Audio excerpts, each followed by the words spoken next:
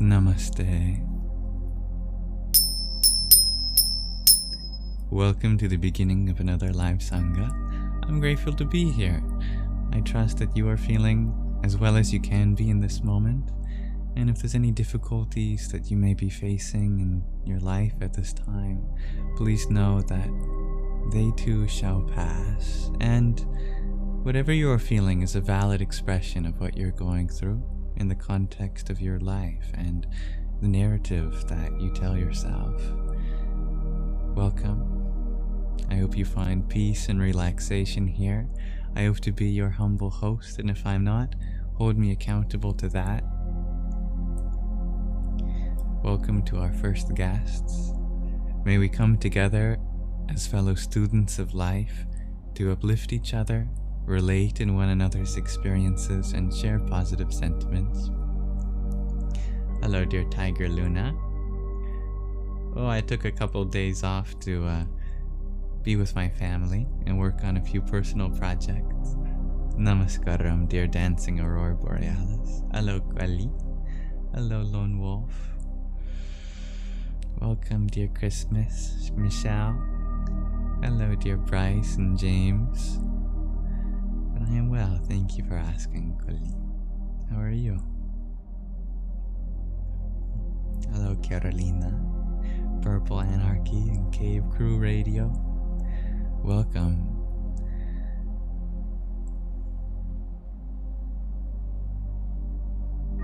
Please know that everyone is welcome regardless of background, identity, orientation, belief system, ethnicity, etc.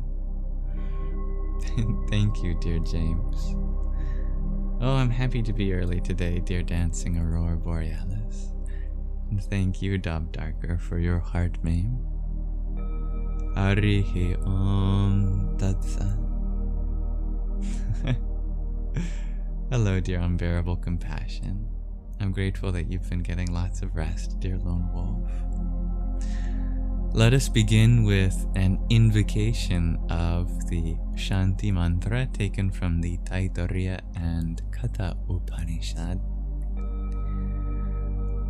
Aum Sahana Bhavatu Sahana Bhunaktu Sahaviryam Karva Vahai Tejasvinavadhitamastu Ma Vidvisha Vahai. Aum Shanti Shanti Shanti.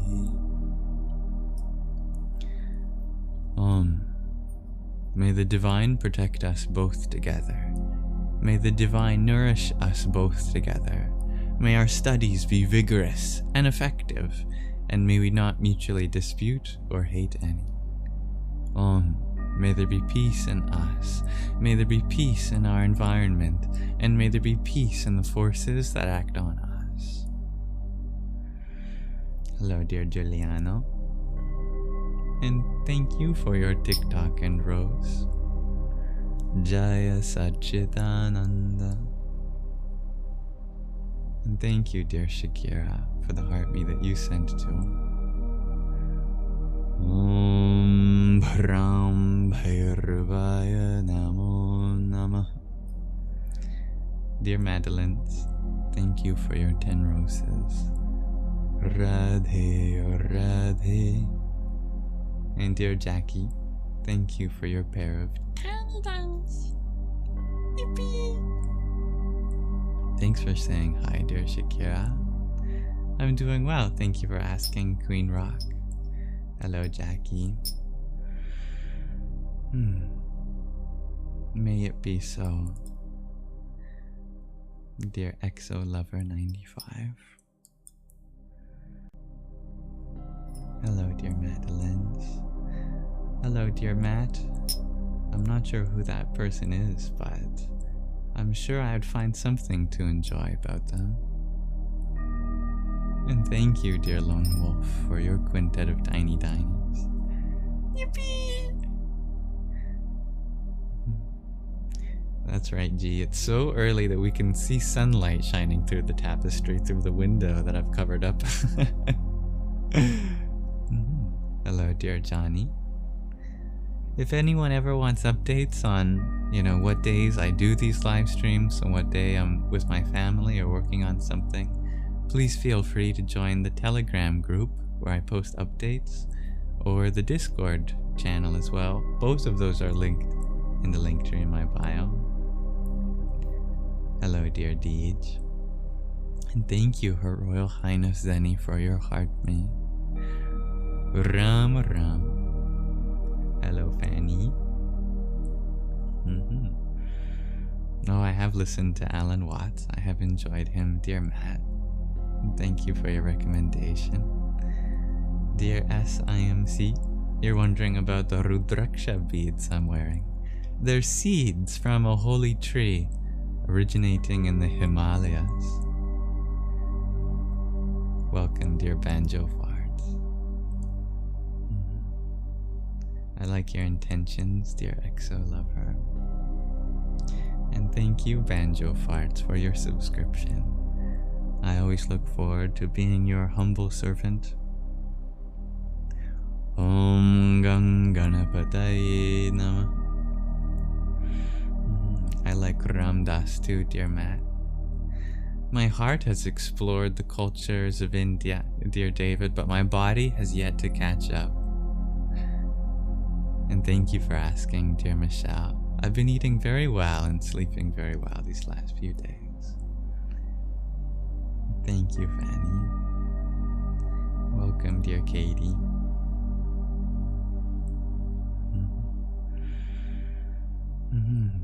Anger is a tough one to release. Hello, dear Anthony. Thank you, Banjo, for your heart me too.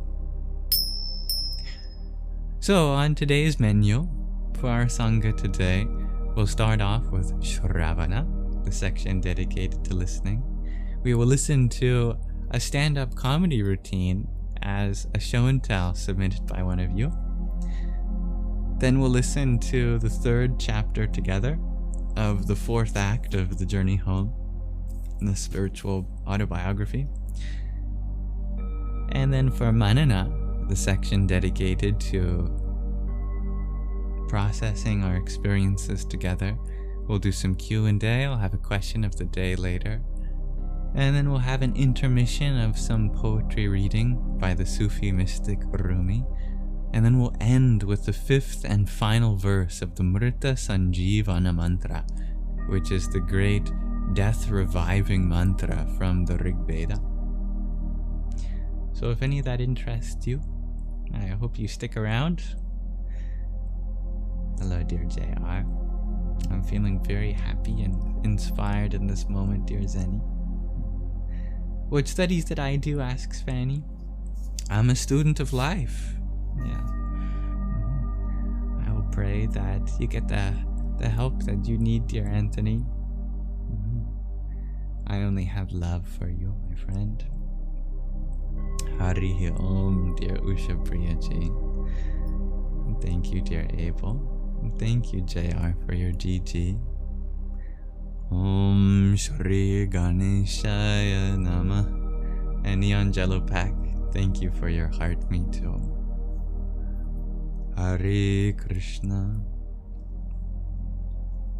I'm not setting anyone after you, dear Anthony, but I'm sorry you feel that way. I'd recommend making sure that your mental health is where it needs to be. It's always good to have mental health professionals that can help us navigate some difficulties with our mind, and I wish you well, my friend. Good night, dear Jenna. Today, let's start with the show and tell. As I said, let me get it set up for you.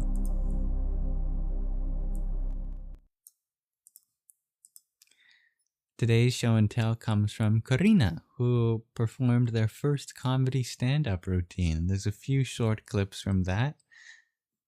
Allow me to read to you what she wrote about it. This is my first time trying stand-up comedy, shares Karina. Attached are 2 video clips recorded by my friend back in December of 2024. December 12th, 2024. My home slice and I love watching stand-up comedy shows on Netflix, and have always had a desire to test my chops at sharing my perspectives on the world through humor. There was an open amateur night post in my Instagram feed one day, so I felt it was a sign to put myself out there. We only had about 6 minutes on stage to do our bit. For my first go, I felt it went well. And if you're into getting an intense adrenaline rush, I highly recommend trying this artistic outlet. Here we go. I'll share it with you on screen. There's 2 short clips. They're not the highest video quality, but it's the audio that counts. So I've made it nice and big for you. Here it is. But yeah, just a warning, you won't be able to see her that well. As long as you can hear her, that's all that matters. Here we go. So, have you guys noticed that we don't have a word for adult tomboy? Like, everyone just assumes we're gonna grow up and be lesbians. Well, guess what? We don't. So, the thing is, it can make dating harder. Like, I like men, but I feel that women's clothing is very restrictive a lot of the time. Like, we have these fucking dumb skirts that you have to walk like this in, these fucking stilts and shit with like designed for like a middle toe that's like all fucking pointy. I'm like, no, not doing that. So you're not gonna catch me in a skirt. Not that I don't wear them, it's just that when I do, I have shorts under, and it's either short or it's got a slit, and I have my kicks on. So you're not gonna catch me. I'll clear a fence if I have to.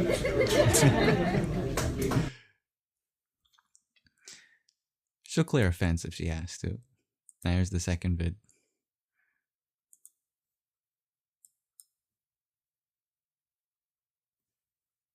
Oh, sorry, I forgot to turn the audio on this one. It's funnier if you can hear it. Although it is kind of funny if you can't hear it also, but here we go. A lot of my friends are on dating apps. Make some noise if you guys like the dating apps. Not so much. Okay, you guys are my people. I don't like them either. Like, for me, it's a whole bunch of heaping anxiety, and I feel like it's a surefire way to like end up in a dangerous encounter. Like, I feel so sketchy about it. Maybe I'm just old school, but I like to meet my potential murderer in person before we decide to go on a date. It's crazy out there, guys. It's not safe. So my friend was trying to set me up, and she's like, what's your type? And I had to think about it, because to be honest, I don't really know what my type is. If I think about all the guys that I've been into, I've been with like all different backgrounds and ethnicities. Tattooed guys, or maybe no tattoos at all. Short guys, tall guys. Really nothing that I could like see a theme or a trend. And then it hit me. It turns out my thing is Scorpios with mental health issues. Pete Davidson, I see you. Goodbye, thank you guys. Happy New Year, everybody. Make sure you do something cool.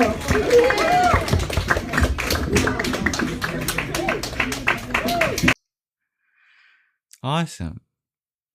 My favorite joke was, I like to meet my potential murderers in person before we go on a date.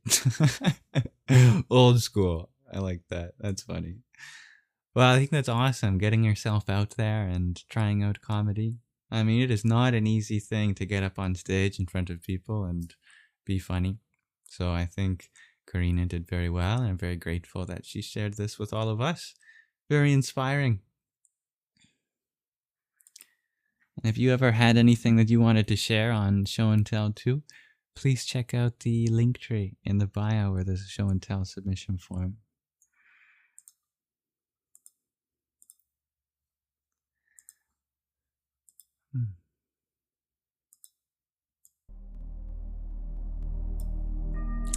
She is cool, I agree, dear Neon Jello Pack.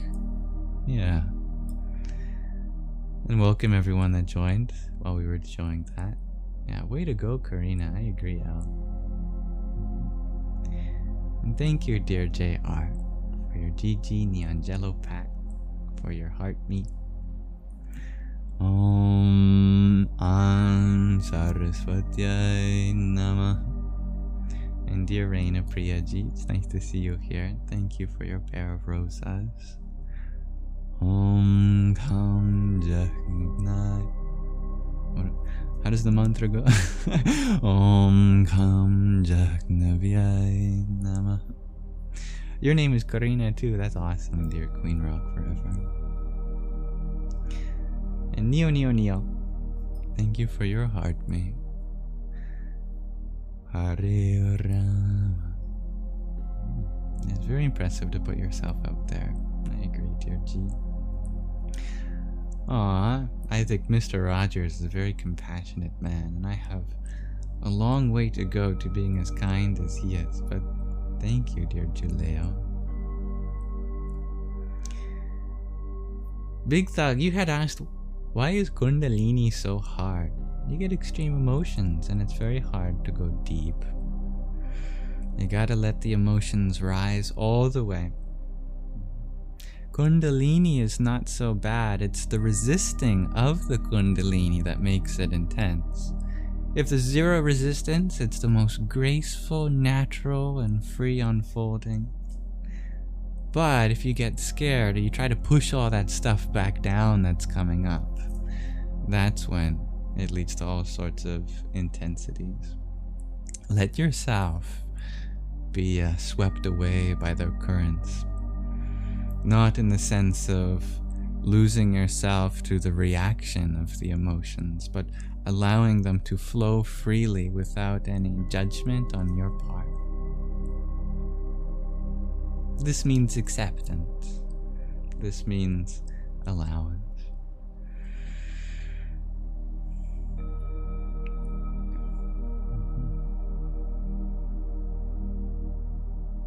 Thank you, dear Karina, for your heart, me. Other Karina, thank you. Om Im Namo Vishnave. Hello, Miananda. And dear Aira, thank you for your heart, me. Om Gam Namah Prajapataye. Hello, dear Amma. I am early. Hello to all my European guests. But I'm well, thank you for asking, Karina. Hello, Natalia. Hello, Jacqueline. Enzo, you had asked, how does one untrain neurotic fixations? Well, I'm no expert in neurology. However, I know that you can create new neural pathways and strengthen them too. Even when old ones are like super highways and your new ones are just like going off the beaten path on a trail, the more you walk that trail, the more you decorate it, the more you make it your own, the easier it is for your brain to use that pathway. Repetition, repetition, repetition. There really is no shortcut other than, as I mentioned, to decorate that pathway. Make that pathway not only the first thing that you think about and the most convenient, but the most enjoyable for you. You really have to want to do what you need to do if there's something you need to do that you don't want to do. Find something you like about it. Hello, Heliosphere. Thank you, dear Anthony, for your heartbeat. Om Namo Bhagavate Vasudevaya. And dear Katie, thank you for your paper crane. Hare Krishna. I'm sorry that you're going through something so difficult, dear Anthony. And I'm sorry that I'm in a position that I have to say this, but in case anyone needs to hear it, I don't have any powers to curse or make people go after you or send subliminal messages or any of that sort of negative psychic power or anything like that. If you're feeling like that, I hate to be the one to say it, but that can be a sign of it's really common in the schizoaffective spectrum, and this is not a bad thing, not something to stigmatize, not something to judge, but it's an important thing to be aware of when you need some mental health support, and it's really good to take care of your mind. And that would be one of the things that I would look for in such a case. So please know that I only have love for you, and if anything, I'm sending you best wishes and blessings in a way that, you know, you can consent to or not. And I wish you well, my friend.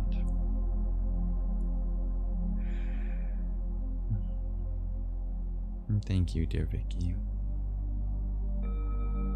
Dear Malimu, you have some amazing news.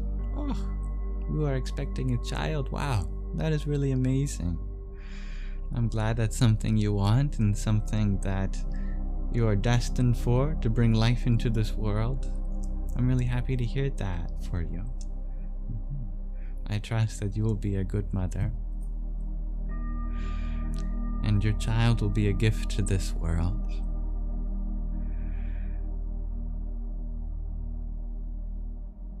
Hello, dear No More Expectations.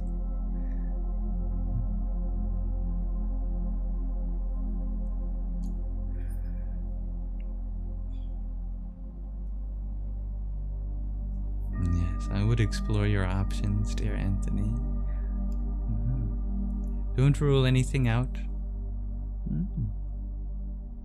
The temple might be a very nice place to stay. You could try that at least. Hello, dear MJ. What is this?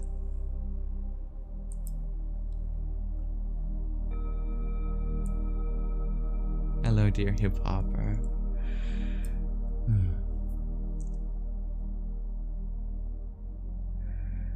Thank you for being here. Your life is a beautiful and heartbreaking one. But heartbreak needn't be a bad thing, because some things are just so beautiful that they break your heart open. And I trust that regardless of what the rest of your life has in store, it will be a meaningful one. Everything in life shall pass, but not life itself. Our bodies may come and go, but the spirit that animates them, that travels to and fro.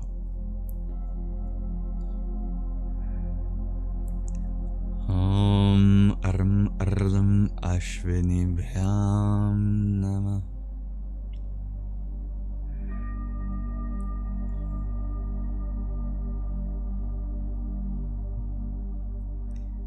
Grateful for all of you here, and the love that's sent between you all. Now I would love to continue where we left off in our book, The Journey Home. This is a very short chapter. I think it might be the shortest chapter of this book so far. And then that'll be our Shravana. Making sure I don't lose my voice. That'll be our Shravana, and then we'll transition into Manana. Hello, dear Joao. What dimension are we in today? We are in the Earth plane, but we're listening to some Tibetan energy for deep meditation and inner balance. It does give a otherworldly feel to it.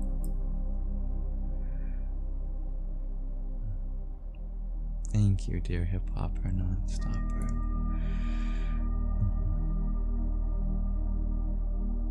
Alpha, you had asked, is there a way you can talk to a higher being in an awake state? You are a higher being. Just get in touch with your true self. Yeah. Your own consciousness.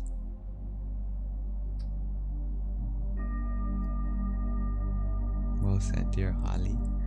Hello, dear Dylan.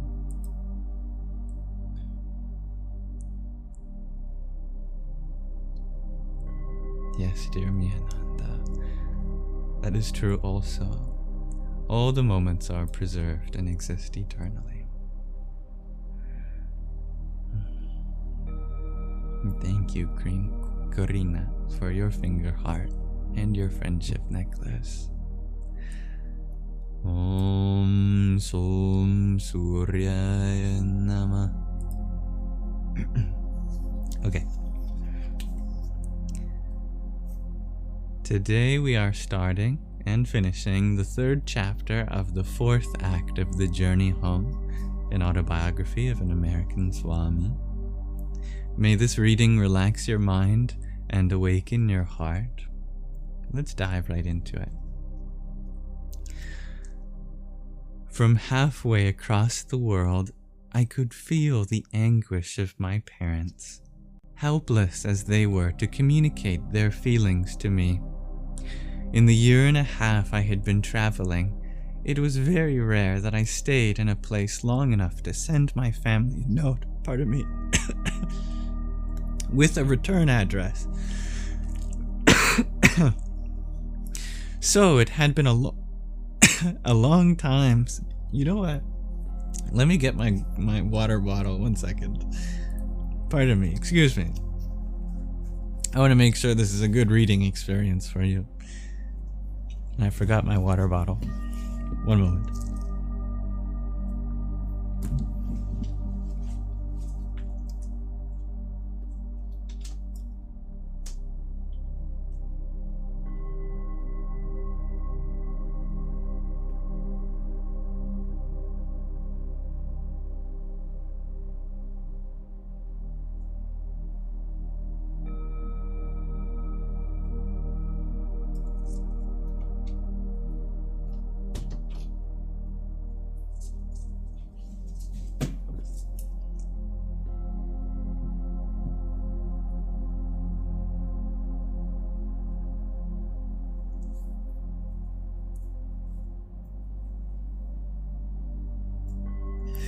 I think I have a peanut stuck in my throat.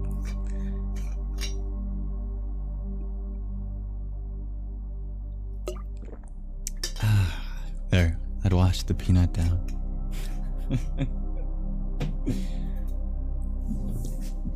Thank you for your patience. Hello, dear Raven. I'm just going to record that little intro again because I record the reading sessions in case anyone wants to catch up on our readings.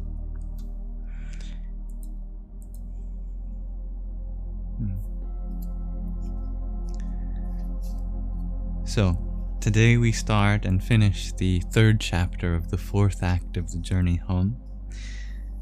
May this reading relax your mind and awaken your heart. From halfway across the world, I could feel the anguish of my parents, helpless as they were to communicate their feelings to me. In the year and a half I had been traveling, it was very rare that I stayed in a place long enough to send my family a note with a return address, so it had been a long time since I had any news from them. In a recent letter I had shared my experience in Vrindavan and included a return address. I awaited their replies. One afternoon, Asim Krishna handed me 3 letters. Seeing the content, I brought them to the bank of the Yamuna. The first letter was from my father. Tears from his eyes had washed away words and whole pages. Just holding the paper in my hands, I could feel his pain. What have I done to my father and mother, who have dedicated their lives to my welfare? In every line, my father pleaded for me to come home. Every day, he said, seems to last forever in guilt and worry. What horrible things have I done to you that you have rejected me? He wrote. How can I live knowing my son to be living in jungle caves alone with no money? It was signed, Your broken-hearted father. Gazing out across the graceful current of the Yamuna, I felt my heart breaking with his. Then I opened the second envelope. It was from my mother.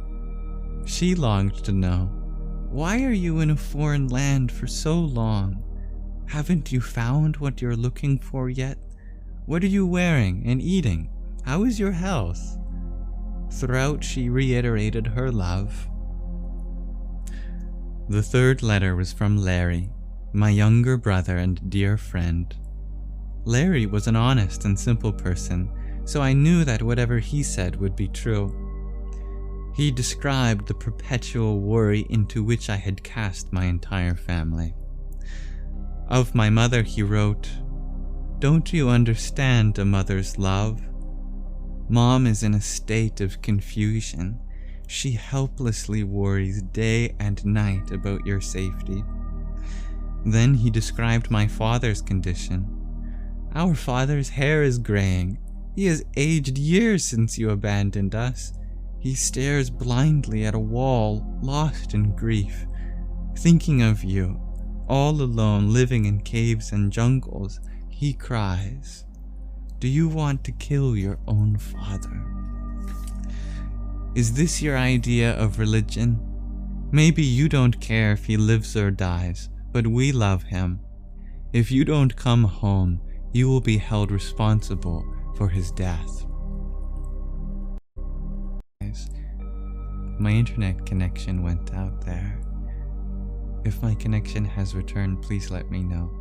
And I thank you for your patience. And I can continue where I left off.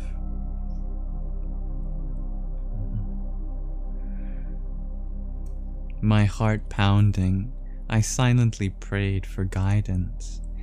As I gazed into the gentle flowing waters of Yamuna, my whole life played before my mind's eye.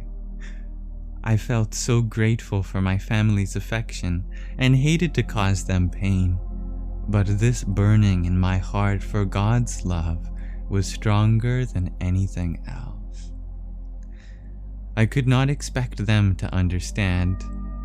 I recalled my readings about great persons who, in their dedication to God, had borne the suffering of breaking loved ones' hearts.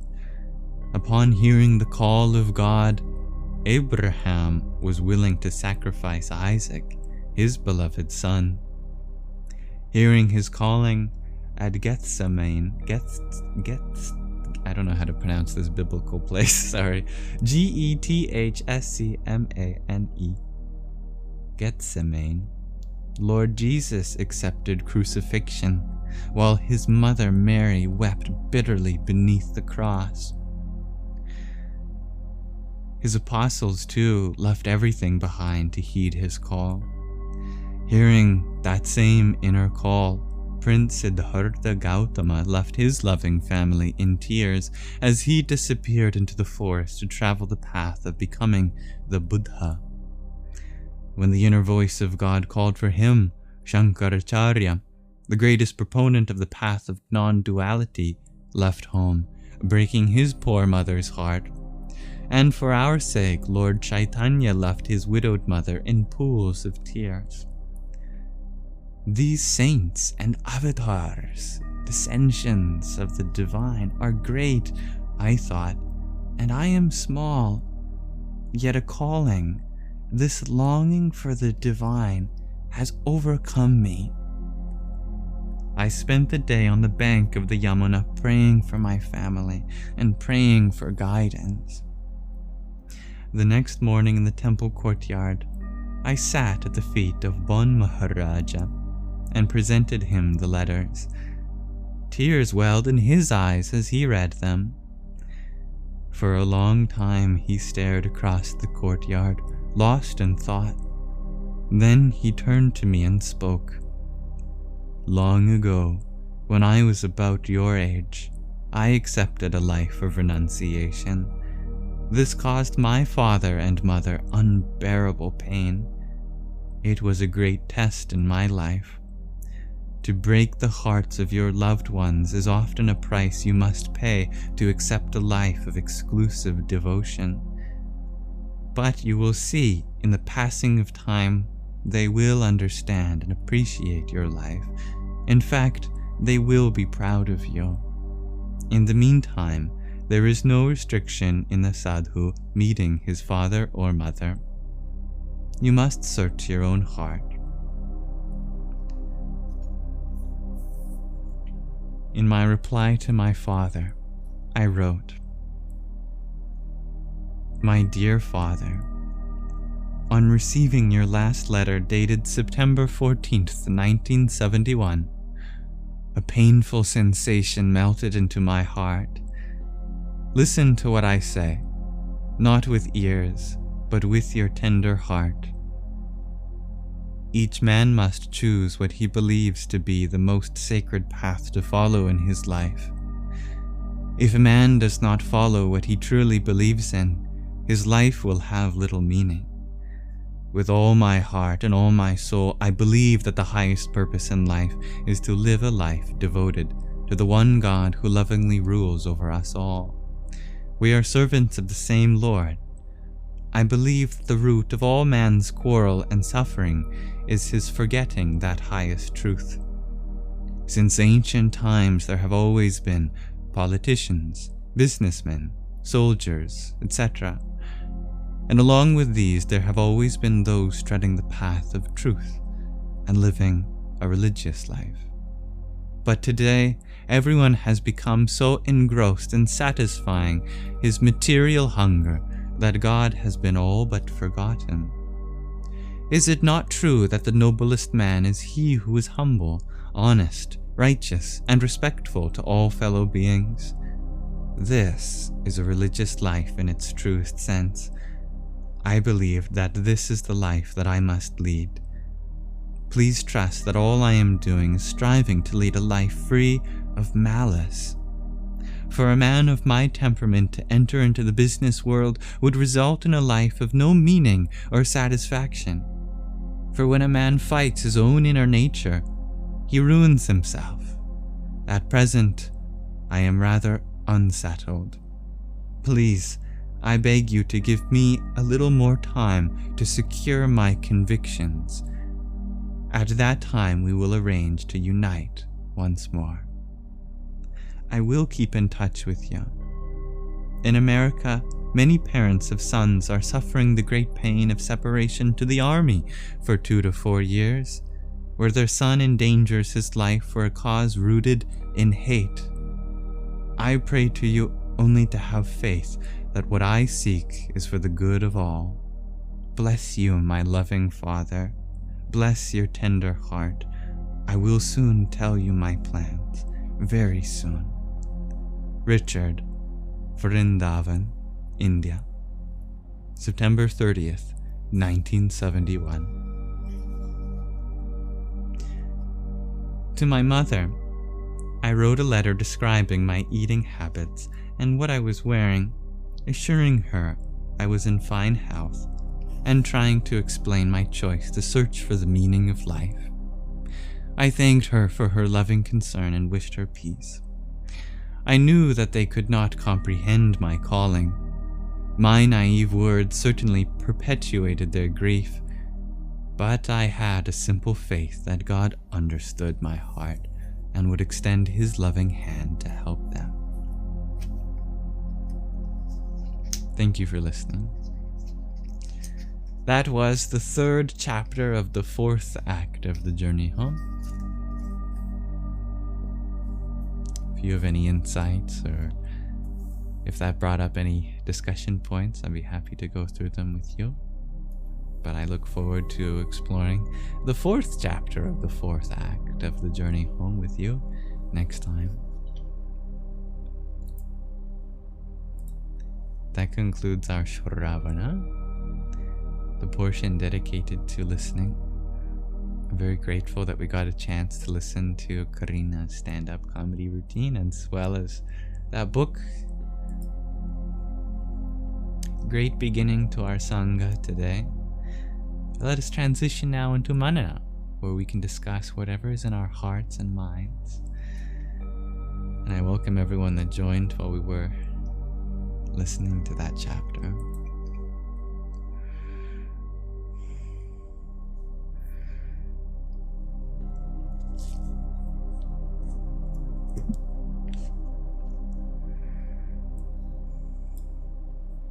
Dear Fauna, you ask, when will I be live again? Well, I'm not ending now. We've still got an hour or so. But I'll be back tomorrow, likely.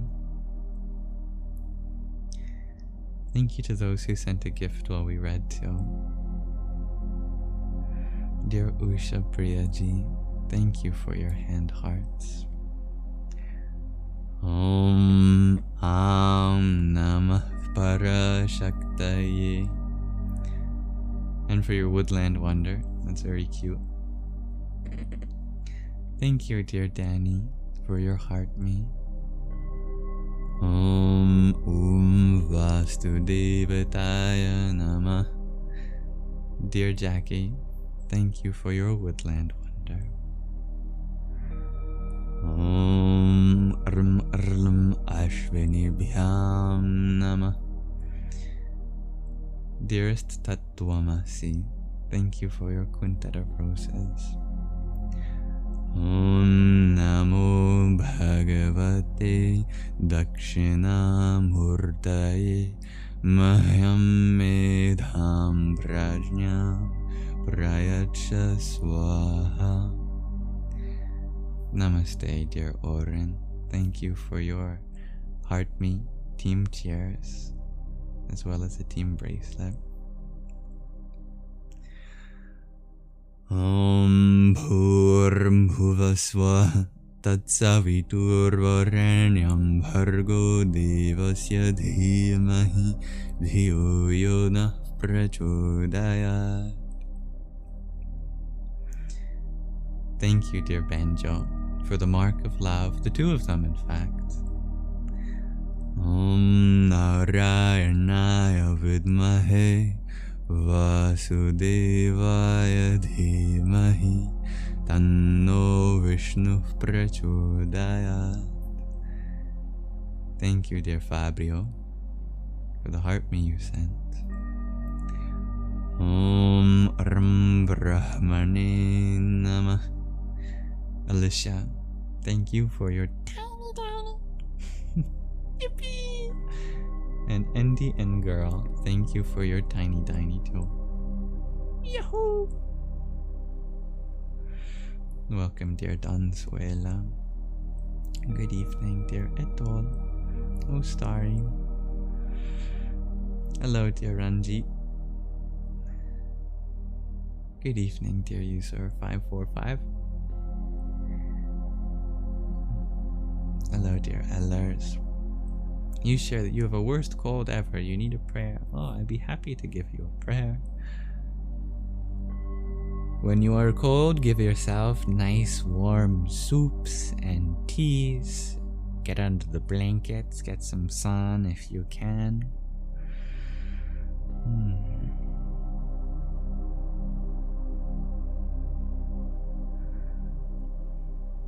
A good mantra for you to chant is Ram. It's very simple. Ram.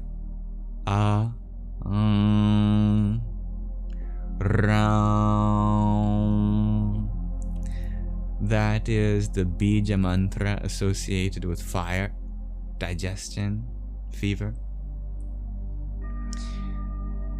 Give yourself the sacred sound, and it shall revitalize your solar plexus chakra, your Manipura chakra. But I can also chant to you the healing mantra of the twin divine horse physicians. Am Ram Ram Ashvini Bhyam Namah. Am Ram Ram Ashvini Bhyam Namah. Am Ram Ram Ashvini Bhyam Namah. May these mantras not supplement any proper medical care, but only add to your healing. And during this time, do not lament, for this is a beautiful opportunity to get in touch with your body and take a step back from some of the responsibilities that might be overburdening you. Oh, hello, dear Magdalene Priya. Thank you, Isabella, for your woodland wonder, your cheer you up, heart me and team bracelet. Om Kam Namav Prajapataye. And thank you, Seaflow, for your heart me too. Om Ishwaraya Namah. And with the clovers in your name, you've reminded me, happy St. Patrick's Day. I come from a predominantly Irish heritage, so may the luck of my Irishness be with you all today. And also kiss me, I'm Irish. No, just kidding. I have someone that does that for me. It's my cats, Sandy and Shadow. And my mom. And my lover. Thank you, dear Jackie, for your woodland wonder. Om Tat Sat. And thank you, Una, for your rose too. Radhe Radhe. Dear too, you're wondering, is that Hindi on the background on the sofa? No, but good guess. It's the same script. Both Hindi and Sanskrit use the Devanagari script.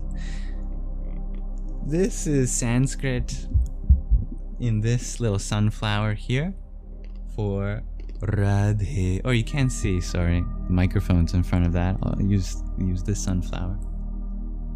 This one? Can you see that one?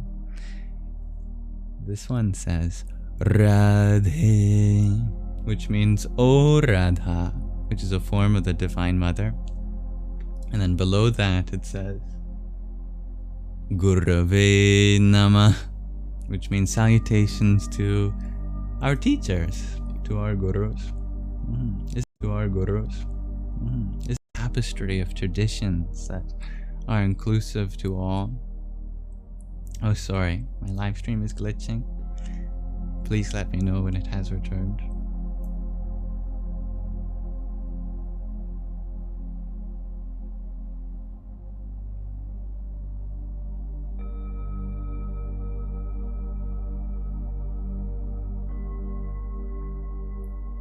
It has returned. Thank you, dear Jacqueline. Yeah. Yeah, so fun fact, technically, there is no such thing as any religion known as Hinduism. It's kind of, it's like a unicorn. It may exist abstractly, but there's nothing that you can point to physically that is a unicorn. Unicorn exists more astrally. It's a misnomer. It's a common word amongst religious studies, Hinduism. But if you go to India, there's no such thing.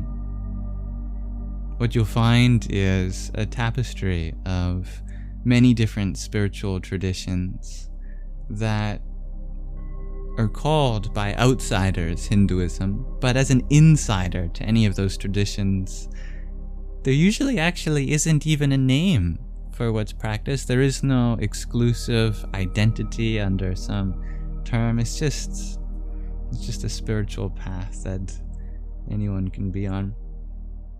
It's very beautiful, actually. There is a term in Sanskrit. It's called the Sanatana Dharma, which means the eternal way.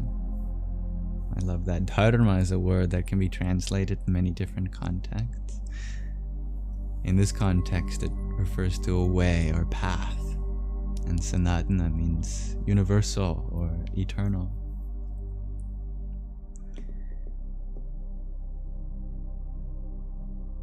Thank you, dear Una, for another rose. Thank you, Rainbow, for your trio of roses too. Om Namah Shivaya. And dear Talkington, thank you for your heart me. Harihi Om. Thank you, Anazek, for your heart me too. Om Il Namo Maya Shakdaya. And thank you, Strung by Stacy, for your heart me. Om Kring Kali Kaye Nama. Thank you for another rose, dear Rainbow. And thank you, Jason, for your heart me too. Jaya Satchitananda. Am I Buddhist? Asks Buck. I'm a little bit of Buddhist. I'm a little bit of everything. Just like that Bo Burnham song. A little bit of everything all the time.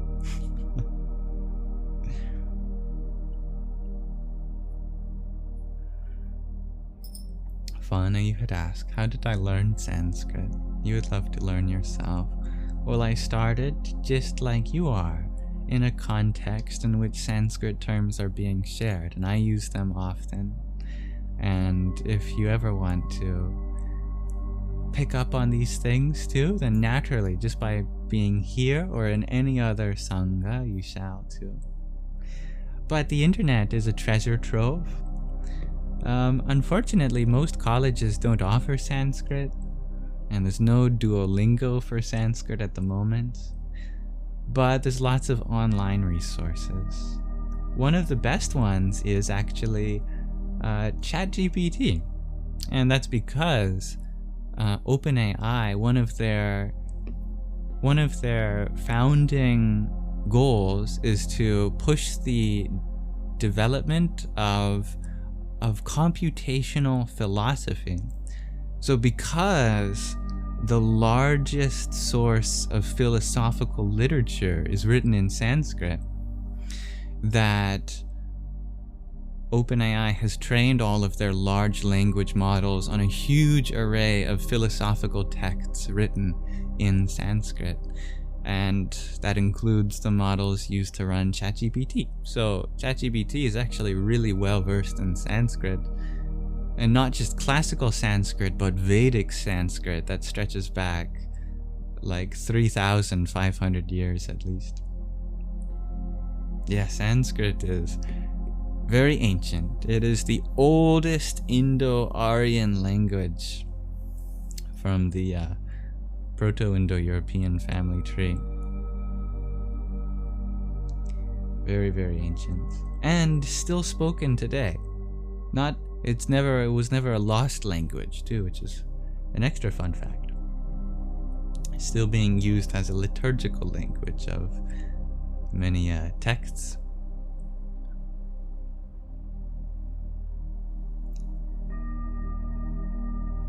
Most people are already familiar with a few words in Sanskrit too, like if you know the word yoga, that is a Sanskrit word. If you've heard of mantra, if you've heard of the Buddha, or Mahatma in Mahatma Gandhi, that's a Sanskrit word meaning great soul. Buddha means the awakened one. Yoga means union. Mantra means a technology of the mind, a mantra. You've heard of Kundalini, the energy of the pot, the kunda. Chakra is a circle or center. It's actually where we get the English words for circle and center through the game of telephone over thousands of years. Guru, someone that brings you from darkness, gu, and dissolves it, uru, in the light of knowledge, a teacher. Thank you, dear Jason, for your 30 roses too. It's very kind of you. You love Sanskrit, I love it too, dear boob. Diamond Rose, you asked, do I know about Sikhism? Well, I can always learn more. But I was learning a bit about it today. I was learning about the kirpan, the sacred blade that they carry, and some of the engravings that may be on it in Gurmukhi, the script to render Punjabi, like Ik Onkar, or Satnam, or Vaheguru. Thank you, Strung by Stacy, for Dove's Embrace. That's beautiful. Om Kamlir Mahakali Kaye Nama. Yeah, many Sikhs carry a sacred blade known as a kirpan, dear Jackie. It's often seen in the news because it gets into all sorts of controversies, whether someone should be allowed to bring a blade into some public places because it's part of the Sikh tradition. And so it leads to a lot of interesting legal questions on the side of us Westerners who allow freedom of religion.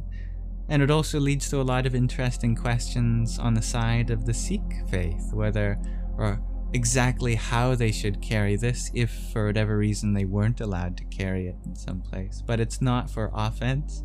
Sikhs are compassionate, kind, and loving, and they believe in ahimsa, non-violence. It is a symbol of their testament to protect the vulnerable and stand up against oppressors. Very beautiful. Oh, how lovely, dear Don Suela. A Hindu temple opened in your community. Well, you should definitely go check it out. And thank you, dear MJ, for your garland headpiece. Om Haum Jom Saha Triambakam Yajamahe Sugandhim Pushti Vardhanam Urvarukam Iva Bandhanan Mrityor Mukshiyamamritat. Hello, Jack Loris. Thank you for seeing wonder in me, dear Jackie. Good night, dear Karina. And thank you for finding calm vibes here, dear Akira.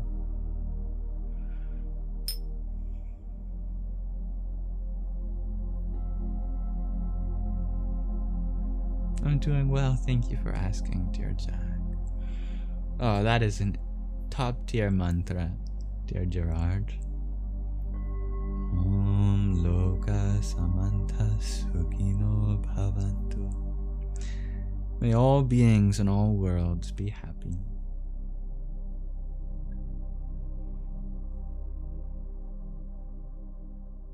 Oh, I love that for you, dear Don Suela.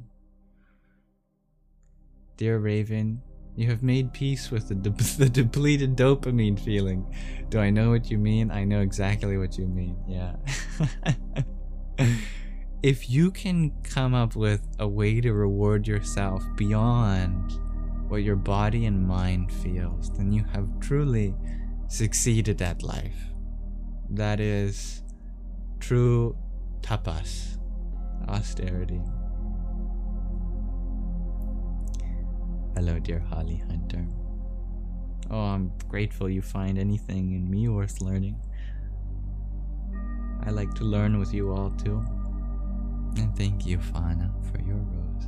I think the little Unicode sticker or character in your name is so cute. Looks like mushrooms. It looks like a flower and a mushroom. It's very creative.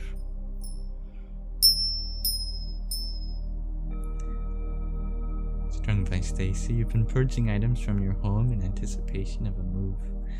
It's conflicting, freedom and loss. Ah. You're truly freeing yourself from the burden of having so many things to worry about. There's a beautiful line in the book Hollywood to the Himalayas when we were reading, which was written by Sadhvi Bhagavati Saraswati.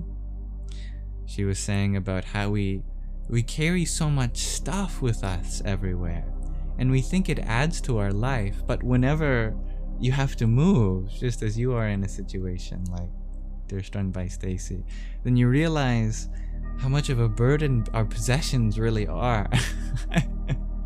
Of course, some part of us really likes them and we have the sentimentality, and that's all beautiful. But you don't want to spend your life hugging so many things around, having to worry about them. There is an art and freedom to the minimalism too. But all the sentimentality exists within your heart. all the love and experience you've associated with these objects, they stay with you. None of that ever goes. Hello, dear strawberry seed. Pound it.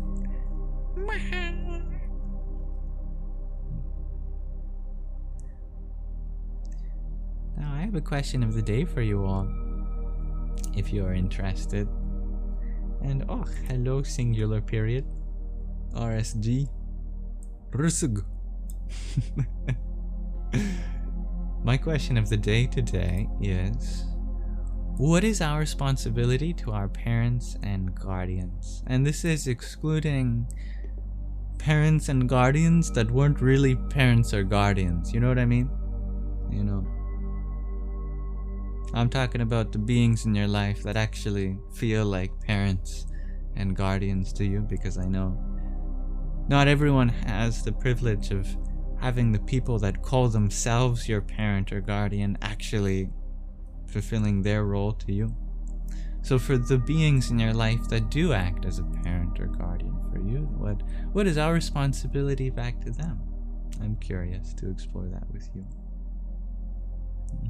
Hello, Yona. To honor their visions of you. I love that, especially if it comes from a place without expectation. If they're truly connected to what is unfolding in your destiny, all the goodness, without being a projection of themselves. Absolutely. Hello, Trevor. Strung by Stacy, you share to deal with the stuff that they kept till death. Well, on the subject of possessions. Well, our true inheritance from our parents is their love. And although they might at first be a little disappointed if we throw out any of their stuff, as long as we keep their love, I think they'll be happy. Holly Hunter, you share love and check-ins, but your responsibility to yourself is the same love and check-ins. What a great way of having a balanced answer, dear Holly. It's beautiful. And thank you, MJ, for that garland headpiece. And Fauna for that rose again. To love and care for them shares time thieves. Well said. I think, especially as they age, we become a parent for them in many ways too. All of that gets reflected. William, you share a beautiful answer to overcome their generational trauma. Absolutely, to stop the chain of trauma in our epigenetics. And thank you, Jackie, for your rose too. Om Kamalir Maha Kali Kaina.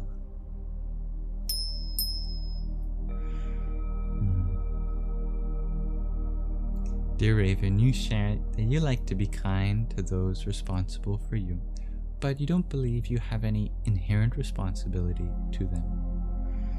I see the truth in what you share.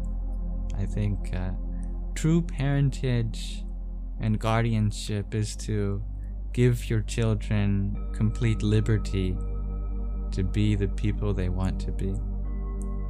And hopefully that includes sharing love back to you. But it mustn't be an obligation. It mustn't feel like an obligation. Dear Dancing Aurora Borealis, you share to honor them, quality listening and care for them as possible. That is beautiful. Christina, you share to take care of them when they're old as well as they took care of us when we were little. I like that. That's a good answer that applies for all types of parent. We should take care of them as good as they take care of us. So if they didn't take very good care of us, then then where's the responsibility there? But if they took very good care of us, then we should take very good care of them.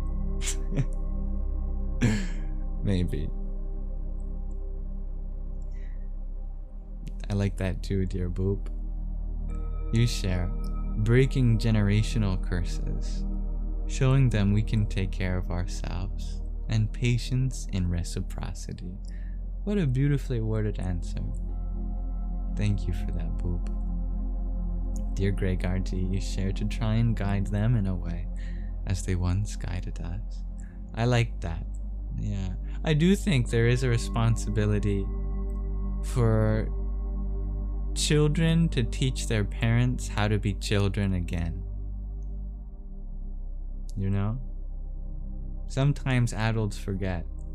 And sometimes they remember, but they didn't even know they forgot some aspect. So just being an unadulterated child can be one of the most beautiful gifts to the adults in your life. Yeah, why rush children to grow up? Exactly, dear time thieves. Thank you, Bianca, for your rosa.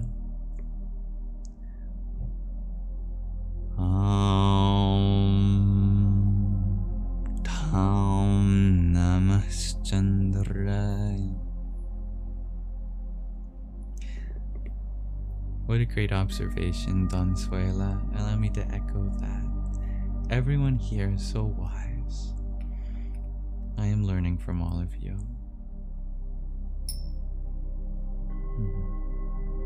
Yeah, that is a beautiful, selfless sentiment, dear Holly. Or care for them anyways, even if they didn't toward us, because of who we are as people.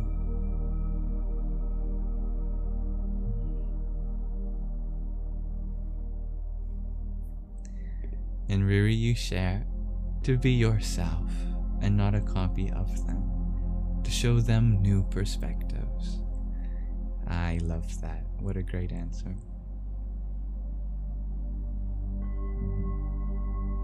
I feel you, Anthony. I feel like I am the same child as I was when I was a baby. And thank you, the Daejun, for your woodland wonder. Such a cute gift.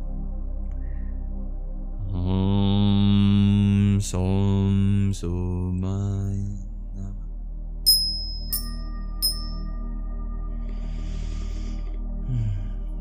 Well, thank you everyone for exploring this question of the day with me.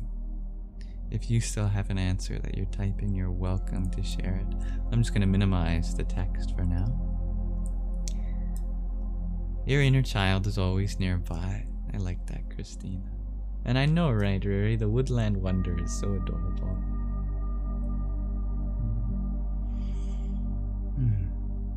Oh, that's beautiful, Fana. You've learned in recent weeks its truth. Even if it hurts, it can set you free. Yeah. Pain is temporary. Freedom is forever. True freedom, at least. Hello, dear Kathy. Oh, dear Monty, I understand the place from which you come from. By practicing culture, traditions from that were, how shall we say, preserved in some places of the world, it might seem that from a colonizer's perspective that we're taking culture. But let's be clear, the practices that have brought up throughout the region called Bharat, they are a gift to the world, and this is true. Don't take it from me. You listen to anyone from that region tell you.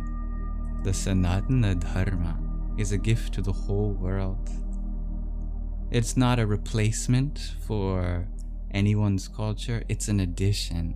And it's so beautiful that we can learn something from the cultures and traditions from around the world. As citizens, we're not just citizens of our country, we're citizens of the world, and it's not only our choice, but it's our duty to learn from the cultures from around the world. what cultural appropriation is. It's something a little different, and perhaps you'd like to be educated on that. Cultural appropriation means to misconstrue another person's culture for your own personal gain. However, these beautiful mantras that I share for you, the scriptures that we read and take inspiration from, the stories of the great masters, there's something that I share for all of you. I have certainly benefited from listening to them myself, but they're so beautiful I cannot just keep it to myself. I take great pleasure in making sure that my understanding of all Sanskrit terms and teachers and scriptures are as intended.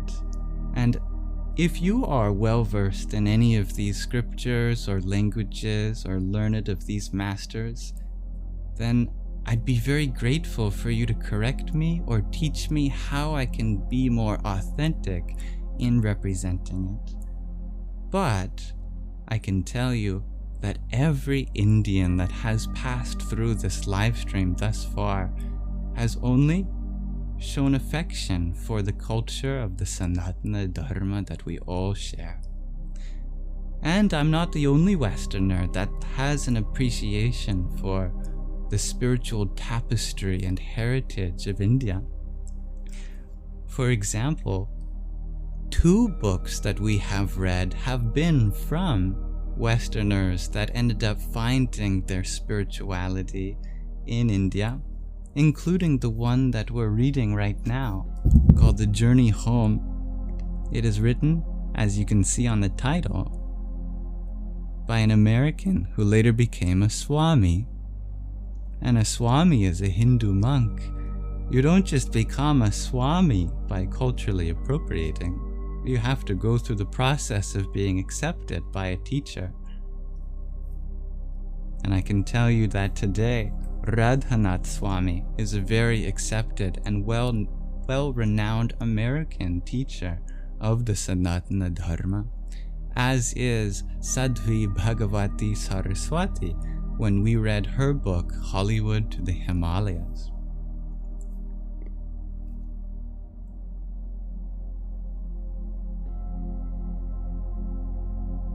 It sounds like there is a little confusion. Allahu Akbar is not from India. It is an Arabic statement from Islam, which is another beautiful tradition. It means that God is great. Allahu Akbar. And whether you connect to God through the cultures and traditions of India or the Middle East or anywhere in the world, remember that it's all the same divinity, within and without. I hope that maybe fills in some gaps in understanding that you might take pleasure in learning. It's all source. Indeed, dear Stacy. Why don't we take a nice few deep breaths together, shall we?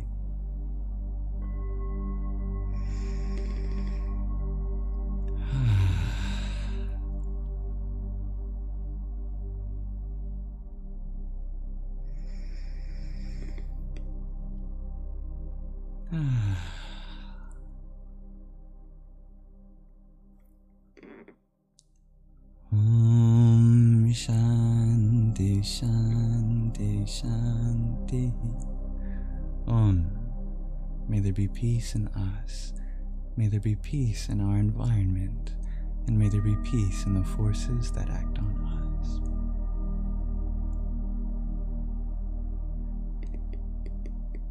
This is a space open to all traditions and cultures. And thank you, dear dancing Aurora Borealis, for your swan.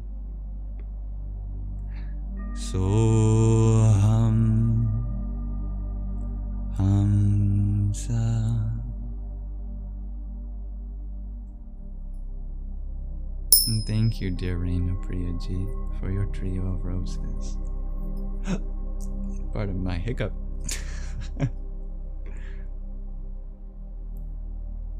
Om Dum Durgaya Namah. And dearest Anisak, thank you for your 50 roses. Never expected, but deeply appreciated. Om Bhurmhuvaswa Tatsavitur Varenyam Bhargo Devasya Dhimahi Dhiyo Yonah Prachodayat. And thank you, dear Strung by Stacy, for your naughty chicken. Always a funny gift. Why was the chicken naughty? He was naughty because he didn't look both ways before crossing the road.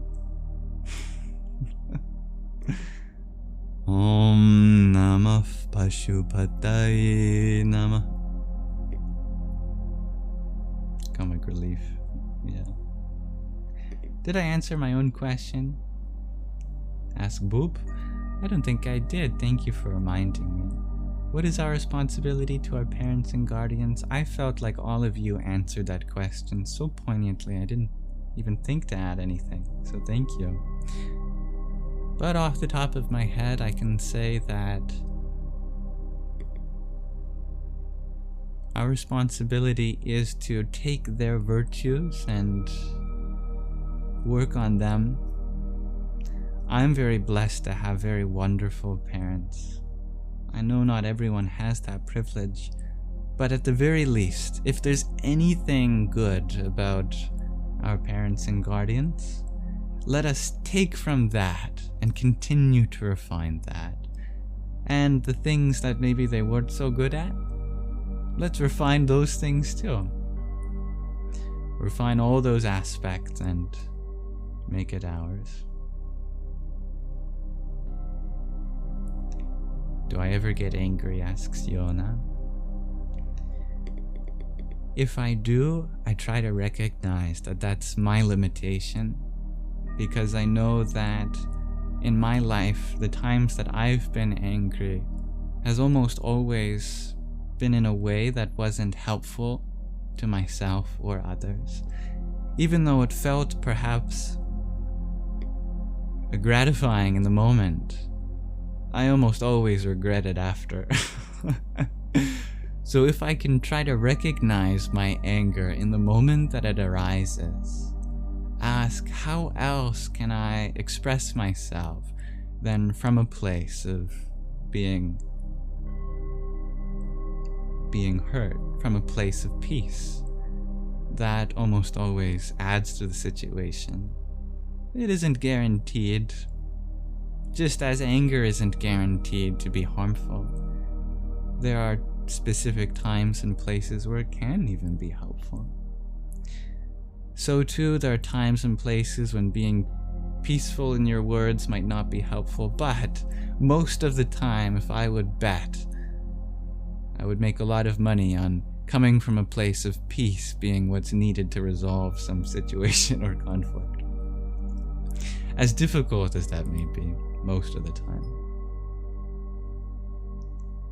And thank you, dear Fauna, for another woodland wonder. You are a woodland wonder.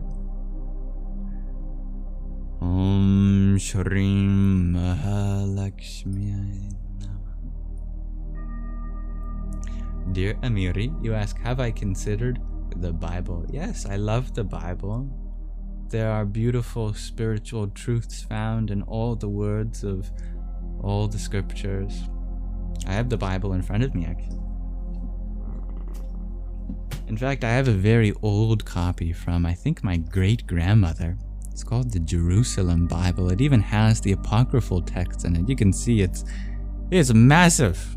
You know, Bibles are normally pretty small. This one is written on Bible paper, just like the others, in small print, but it has some of the books that aren't normally included. A very wonderful text this is. But I love Genesis, especially the opening lines. I also love John, the first John, and Matthew. Those are beautiful books of the Bible. And if you can interpret it mystically, Christian mysticism is like it's like I want to use a word like a drug, but it's kind of the opposite of a drug, because drugs aren't good for you. But it has that kind of gratifying, ecstatic feel to it. Thank you, dear Flow with Paige, for your heart me. Radhe, Radhe. Mesmerizing, that's a good word, Jacqueline. And thank you, Truth Seeker, for your heart me. Namaste. Namo Namaha.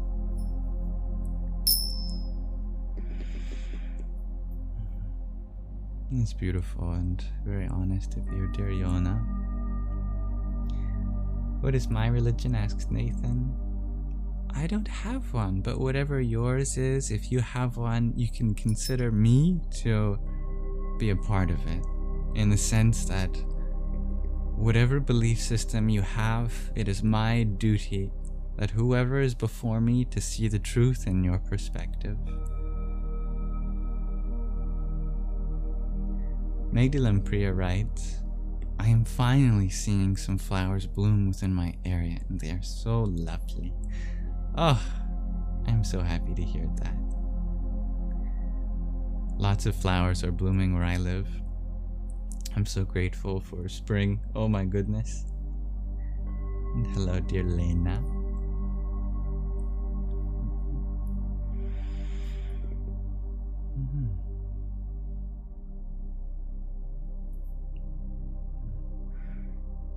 I'm glad we shared that common ground, dear Jackal.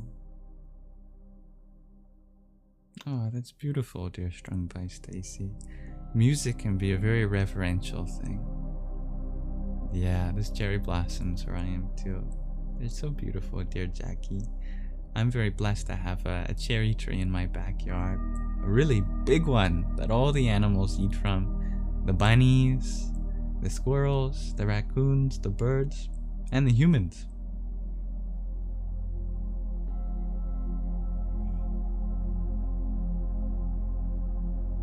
Thank you, dear Garo. Yes. Rudraksha is a means of connecting with Shiva. It's in the name. Rudra means the one who roars. It's the aspect of Shiva who is very frightening and powerful. Rudra has two aspects of his personality. Well, many more than that, but largely you can group them into the Rudras, the fearsome personalities, and the Bholenathas. These are the loving personalities. You know, just as a parent might have a side when, you know, they need to discipline and they're serious about making sure that something happens. And then there's the side that's very loving, and they're inseparable. Ideally, there should be love found in the discipline, and there should be discipline found in love, without any expectations. It's very rare to come by in a way that makes sense. That paradox is resolved beautifully through Shiva. Aksha means it's related to from the eyes. Rudraksha means from the eyes of Shiva, Shiva's tears. See, these are the ecstatic drippings off the face of Shiva when he cries. And it's said that the tears roll off his cheeks and implant themselves in the Himalayas as the Rudraksha trees, which these seeds are from. But in general, a mala is used to help meditate. Most people get the impression that meditation means sitting alone with nothing and no thoughts. But true dhyana yoga, the yoga of meditation, is not exclusive to silence and nothingness and an absence of movement. You are free to move your body while you meditate, or hold something in your hands, or chant something, or put incense on, or envision something. So what malas do is they help you meditate. They give you something to fidget with, first of all, but second of all, they help time your meditation without digital technology. If you know how long it takes to chant a mantra, or take a step, or breathe one cycle, then all you have to do is move your fingers to the next bead. And then as soon as you make your way again to the bead that feels different, the so-called guru bead, then that's your meditation. And depending on the mantra you choose, or how long your breath is, or how slow your strides are, you can use the fact that a mala has a fixed number of beads to effortlessly time your meditation. And it doesn't have to be Rudraksha. That's for someone who feels connected to Shiva like I am in this moment. But there are different materials that have different purpose, but if you don't have a mala, I wouldn't worry so much about the material. Whatever one, you can get your hands on.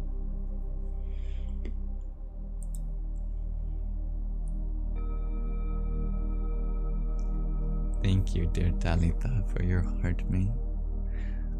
Om Ham Ham Harim Harim Nama Shakti Shivaya Shiva Shaktiya Nama Om. I'm a little early today, yes. And thank you, Andrew, for your heart me.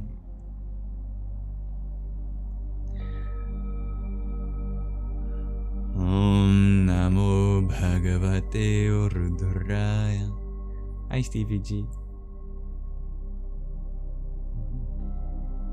Do I have any new book recommendations, dear Fana? Well, every time I pick up what's called The Hidden Power in Humans, I'm amazed at the knowledge that's contained in that book. The Hidden Power in Humans. I don't have it next to me right now, so you'll have to remember that. The Hidden Power in Humans. It's by Paramahant Swami. See if I remember his full title. Paramahant Swami Maheshwarananda. That's only part of his name, but that's the name he goes by as an author.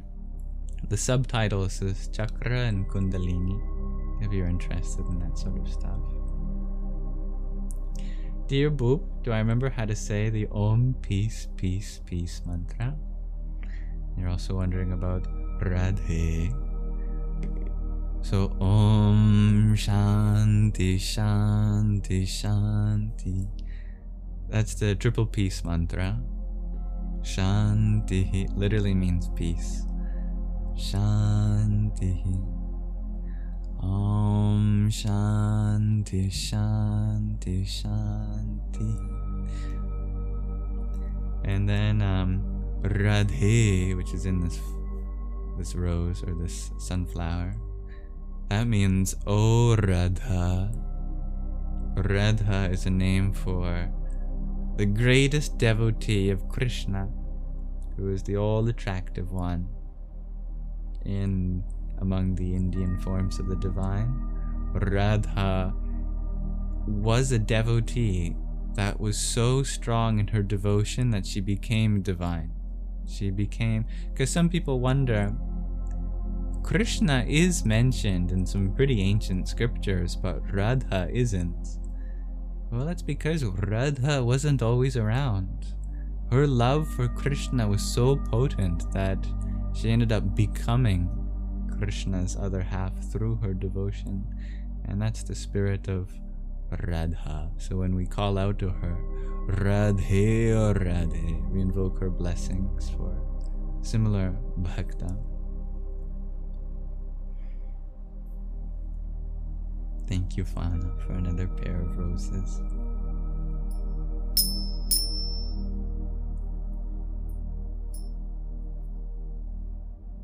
Thank you for the love, dear Finding Bliss. I hope to echo all of that back to you. Hello, the new love. That's a great idea, Boop. During meditation, you can also practice gratitude for the harmony in your life and manifesting. Riri, you share that you have a black tourmaline mala on the way. Oh, lovely. What's that for? Is that for Kali? I know that black agate is for, can be used for Kali. Probably anything black, since one of the translations of Kali means black. Actually, a lot of Sanskrit names for the divine translate to that. Krishna too.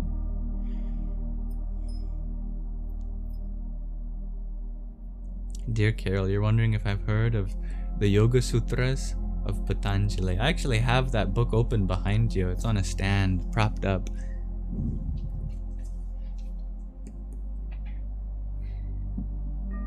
Here I have the Yoga Sutras of Patanjali. Let's see, I don't even know what page I've opened to. This must be for you.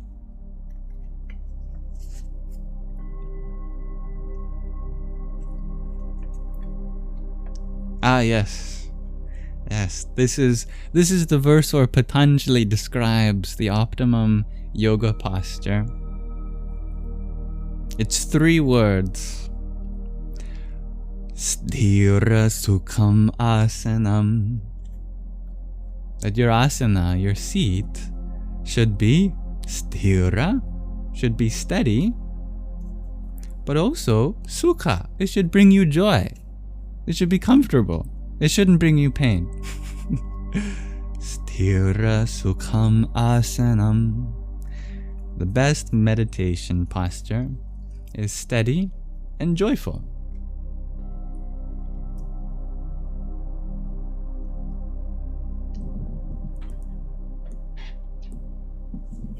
That's a good verse.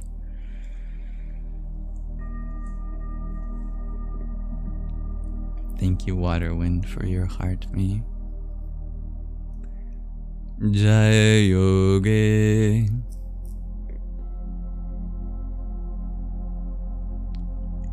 Dear Giovanna, you ask how to reconcile gratitude and anger. Every time you feel anger with someone, you feel ungrateful. Oh, well, that's very simple. You practice gratitude. When you are feeling a lack of gratitude, you practice gratitude. It's one of those teachings that are so obvious that we miss it. And when there's a lack of gratitude, we practice. And there's really no way to do that other than to do that. But let your anger pass. First of all, forgive yourself. If you know that you have a practice that will take accountability for that anger, then the anger's already won and done with. You are past that. Then when you are feeling like that emotion has come and gone, then you recount, let's say, 3 things you do like about that person, and also 3 things you like about yourself. You can have gratitude for yourself also. For example, just from what you've shared, you can be grateful for the fact that you know there's more things to look up to. That's a beautiful blessing in you. You can be grateful that you have anger because you're alive. You're human. It's okay to have emotions. And you can be grateful that you have people that you have such connections with. Even if they trigger emotions, that means there's some pathway there between you two. That's just the 3 that came to my mind, but you can come up with another 3.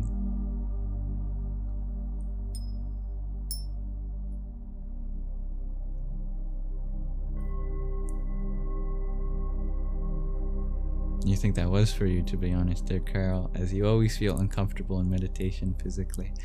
Yeah, no need to absolutely strain, because if you're feeling uncomfortable, how can you truly meditate? If you're in pain, then the pain is just going to be the focus of your meditation, right? I'm glad that verse spoke out to you. Thank you, Tarkin, for your rose. Om Namah Karnim Ambita Me Sharim Nadita Me Harim Devita Me Aim Sarasvatyai Swaha. Strando, you're wondering, what meditation chant is that called? Well, I'm not exactly sure when you asked that. So, perhaps this can be a test of your memory. What did it sound like? And then I can tell you. You ask a beautiful question, Carol. On the highest level, is karma and dharma separate? At the highest level, they are one. True karma is true dharma. Sat karma, swadharma. Sat karma, true karma is your essential dharma, is the saying. I think it would be, well, this is a test of my Sanskrit grammar. The nominative form of karma would be karmam. And the accusative form of dharma would be dharmaha. And then the verb to be would be asti. So we could say karmam dharmaha asti. True. Oh, sorry. Actually, I said sat karmam swadharmaha asti.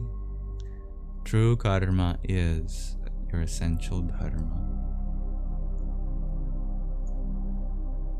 I could be wrong about the grammatical endings of that. Anyway, I wanted to test myself there. Dear Duck, you ask, how would I approach beginning meditation? You suffered a TBI in 2023 and now suffer from multiple mental health problems, and you've always wanted to start. That's a beautiful ambition, dear Duck. And yeah, meditation can be done no matter what kind of physical or mental conditions you face. In fact, meditation is always going to be helpful. And if it's not, then there's still an opportunity for you to find a form of meditating that takes into account your unique experiences. For people that suffer from physical problems, it's not recommended to find a posture that forces your body into a position that isn't comfortable. Just as we heard in the Yoga Sutras, Patanjali himself thousands of years ago said it should be comfortable. Yeah. And that applies to your mind too, a meditation that isn't draining for you. If you have a very active mind, I'd recommend a very simple and lovely meditation where you just think about the things that you're grateful for. That's called Rupa Dhyana, a meditation, a dhyana using forms, Rupa. Keep your mind occupied in something lovely. I find that for people with some mental health conditions, it's not always helpful to try to go for the silence, no thinking type of meditation, which is called Nivriti meditation. That's very difficult for most people. I'd recommend Pravriti meditation, where you somehow use your mind, actually. You get your thoughts going in a helpful direction, like in the direction of gratitude, or chanting a mantra. That can be helpful too. And you can do walking meditation, or you can do any kind of meditation that includes movement of your body.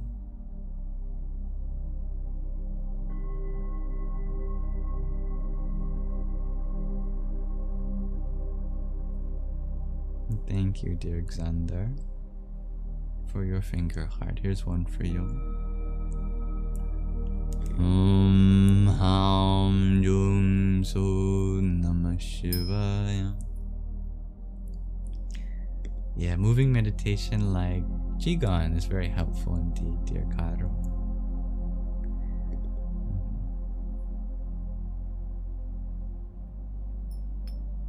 I'm sorry. I don't remember which chant. I go through many of them, dear Strand, though. They're all in Sanskrit, though.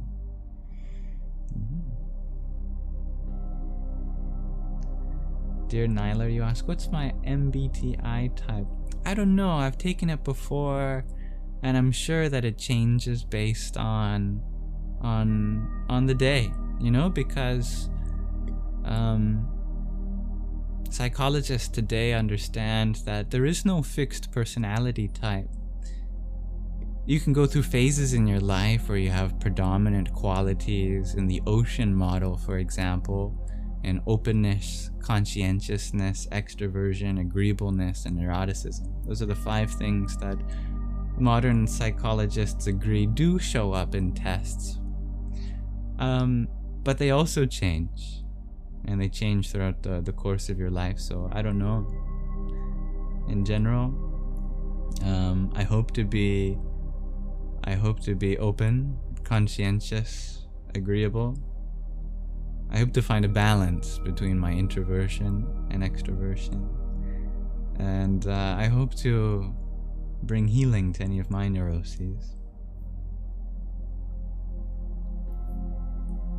Dear Matrix, you're wondering, do I have Indian origins, or what made me dig into Indian origins?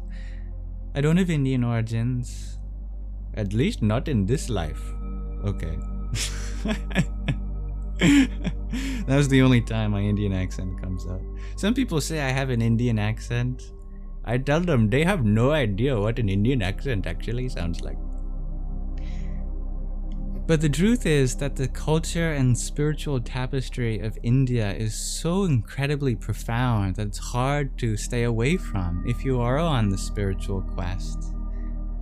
I ended up turning to it after a mathematical search led me to truths that Siddhartha Gautama ended up saying to his Sangha many thousands of years ago. And it made me think, well, if what is at the bottom of mathematics is at the beginning of Buddhism, for example, then I really want to study Buddhism and the other spiritual traditions of India.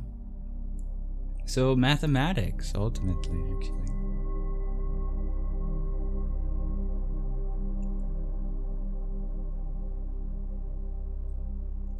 Dear Insane in the Leaking Brain, you shared that you've suffered abuse your whole life, then became bedbound after a car accident. Is this karma? No, that's not karma. Well, the correct way to understand what you've gone through is not in the way that you probably understand what karma means. The Sanskrit word karma means action, literally. So yes, those are actions that you've experienced in your life. But you're probably thinking about a different Sanskrit word that often gets confused for what karma means, and that's phalam, which means fruit. The fruit of the action. Is this the fruit of actions that you've done? Well, technically speaking, it would fall under something called prarabdha karma, which is the fruit of actions that have taken place in endless past lives. However, you are probably not in a position to explore that perspective in a helpful way. Because if you feel like you are a terrible person on top of the trauma that you have, how is that going to be helpful, you know? There is a way to understand that is uplifting, but it shouldn't be your first bet. If you're still experiencing the effects of this trauma, leave the topic of karma aside. Come back to that at a later time. Focus instead on a different kind of karma called your kriyamana karma. That's the action that you can do in this life. Your destiny forward is paved by your actions today. Don't worry so much about what has happened in the past. Strive to create a better tomorrow. What more could the universe want from us? We shouldn't be living according to what has already come to pass, but instead find something in our experience to grow from today.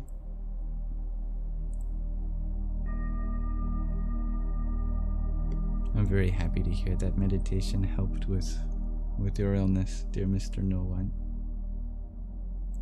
And thank you, Obsidian Phoenix, for your heart, man. Om Namo Buddhaya. Dear Poker Face, you ask, how long did it take to learn what I know? 23 years, I guess, because I'm always learning. Yes, but you already acknowledged that. I have only been aware of Sanskrit, the language of Sanskrit, for maybe 4 or 5 years. So it hasn't actually been that long in terms of, what I'm capable of over the rest of my life. Dear Yona, you ask, what do I think we can learn from bad life events? Are those karma or teachers or what? That's a very similar question to what was asked by Leaking Brain. I would start by, exactly what you just did, by asked, what can you learn? As soon as you learn something from an experience, then is it really bad? Because you learned something. That's a power you have to transform your past experiences into present possibilities that will continue to grow into the future. And I love the perspective you added, teachers, that what kind of lessons can we learn? And that's not to undermine the fact that some suffering is unnecessary, and we should create a world where no people have to go through similar things. But in the meantime, while we still have a past that contains those experiences, at the very least, let's try to find some value in them for our own sake. Because then we can look back on life not feeling like we could have lived something else. If we find something to grow from, learn from, or heal through in any of our experiences, then we validate the struggle that we've been on. And it gets easier from there.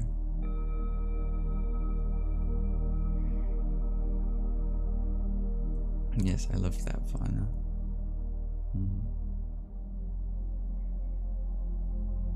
I'm glad you find this life very meditative, dear Yona. You're welcome, Matrix. Have I ever studied engineering? Asked Oscar. No, but I did take I did take math classes in college and computer science classes that engineers also had to take. So a lot of the examples, the word problems, were geared towards engineering students, even though I was one of the few that wasn't actually an engineer, but just a theoretical math student.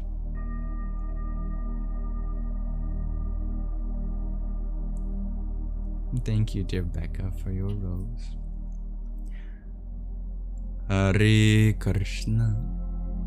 And dear Obsidian Phoenix, thank you for your subscription. Om Namah Karnimam Bita Me Sharim Nadita Me Harim Devita Me Aim Sarasvatyai Swaha. Dear Daniel is bored, you ask, is spirituality a cosmic hug for those who can't believe we live in an impersonal universe? You are describing a very beautiful aspect, that there are two parts of this life. There's what happens on the outside, and then there's what happens on the inside. And we are personal beings. We're people. And as people, we have subjective experiences. And that subject within us is very different from the world of objects without. And if we try to search for meaning within the objective material world, we will end up pretty nihilistic. So indeed, if instead of searching for something meaningful within the objective phenomenal reality, we go inward in the direction towards the person, the spirit, then we find the personal reality that exists as the source conscious awareness. And that is the spiritual quest, indeed. And it is like a cosmic hug, because then you get to meet your maker. Hello, dear Becca. Thank you. Dear Xander, you ask, is my third eye open? Yours opened, and because of that you suffered from psychosis, and they gave you medication and your third eye closed again. Oh, I'm sorry that you suffer from psychosis, dear Xander. Mental health is something parallel but unique from the spiritual path. If you're experiencing psychosis, that is a little different from your third eye opening. Psychosis is often a trauma response, and making sure that you heal from that trauma is very important, and that takes first priority before you start worrying about chakras or anything like that. What it means to open your third eye is not to see anything that isn't there, but to recognize that everything that you see is the divine. It doesn't mean that you start seeing all sorts of colors and shapes and forms of life that aren't in consensual reality. That would be something I'd check in with a mental health care professional. Medication is not a bad thing. I know, especially if you're on the schizoaffective spectrum, I don't mean to assume that it can feel like medication is something that's holding you back, but truly you can have a balance between your spiritual path and your medical and mental health journey. They don't have to be tangential, that you can balance both mental, physical, and spiritual health in a way that doesn't contradict either. So I'd absolutely recommend continuing to see the divine before you in everything, as well as, allow yourself to have this treatment. Make sure you get care that really works for you, and if one medication doesn't work for you, there's often another. I shouldn't say always, because I don't fully know these things, but there's always another option available in some form or another. We need all the help we can get, Yes, God gives us the headaches, but God also provides us the intelligence to design painkillers, or to find them and extract them in nature, and the memory to remember to take these things. The divine provides us with these experiences, but the divine also provides us with therapy. That's what it truly means to have your third eye open, is that you see it all as divine, including your experiences when it comes to your mental health or physical health journey too. The divine is there helping you in the therapist, in the medication. It's all the divine. But please, if you feel like something isn't actually working, that you're not benefiting in terms of living the life you want to live, then I'd encourage you to explore other options too.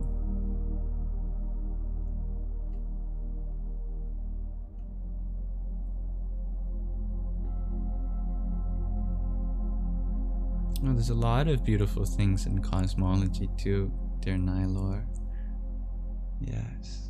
Yeah, I actually went from cosmology to physics to mathematics, and then to spirituality. Yeah, there's lots of synonyms, dear Mr. No One, with subtle differences in Sanskrit. And hello, dear Emma. Absolutely. All of our actions allow us to learn, dear Carol. My goodness, well, I don't know if I can take credit for something that you've done on your own path, dear Mr. No One, but that's an amazing thing to quit something you used to rely on that wasn't healthy, or that could have been substituted with a healthier practice. I didn't stop smoking, but I stopped vaping about a little more than a year ago. So I finally quit vaping after vaping all throughout my teenage years. Oscar, you ask, what does karma define as bad? Well, if you listen to the original teachings on karma, like in the 3rd chapter of the Bhagavad Gita, there isn't actually bad karma or good karma, but there is tamasic karma, rajasic karma, and sattvic karma. And there's also nirguna karma. That's something that enlightened beings take place in. Tamasic karma is karma done in the state of heedlessness, when the action was done with a maligned intention, an action done from a place of hate, or an action done from a place of greed or jealousy. That's a tamasic karma. Rajasic karma is an action done from a place of passion, from a place of getting pleasure, from a place of perhaps lust, a place of intending to gratify your senses. And then there's sattvic karma, and this is an increasing order of what you should be striving for. Sattvic karma is in the actions done with an intention of doing good for others, an intention of helping, of healing, of learning, of adding to this world without expecting anything in return. And then there's nirguna karma, actions done beyond the gunas. Tamas, rajas, and sattva, they're known as gunas, qualities. And those 3 energies or qualities animate everything in this universe, including our actions. But to be enlightened is actually to act from beyond even sattva, that you come from a place which isn't tamasic, isn't rajasic, isn't sattvic. It's like you're just a natural extension of the universe. You don't even have an intention anymore. It's just you're doing what needs to be done, and you are happy to do it. But none of that is good or bad. It's not a duality of action. It's more of a spectrum of what you should strive towards. Good morning, my man. Dear Leo, you ask, what do I think of the hippie movement from the 60s and 70s? I think it was a beautiful time where a lot of people experimented outside of the culture that they were raised in, and there's lots of things we can learn from. Many mistakes were made because that was done. A lot of that revolution was tamasic or rajasic, that the counterculture did come from a place of hate, or also for sensual gratification with, the famous saying, sex, drugs, and rock and roll. But many of those hippies later became monks or spiritual seekers in ancient traditions that they discovered around the world.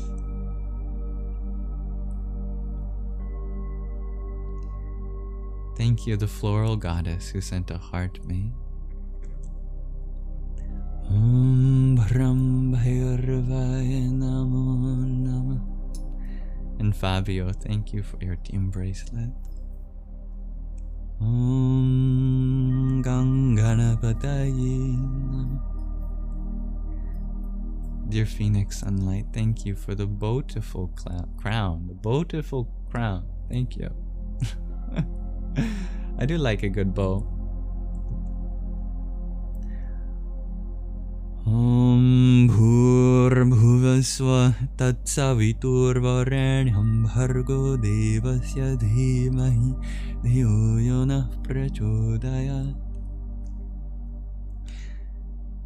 Dear Franklin, thank you for your heart me. Rama Rama. And Xander, thank you for your heart me and your quartet of ice cream cones. Om Shri Mahalakshmiyai Namah. And thank you, Wham, for your quartet of roses. Rama Rama. Reina Priyaji, thank you for your tiny, tiny pee. Davis, thank you for your heart me too. And thank you everyone for your patience as I go through my gifts and messages.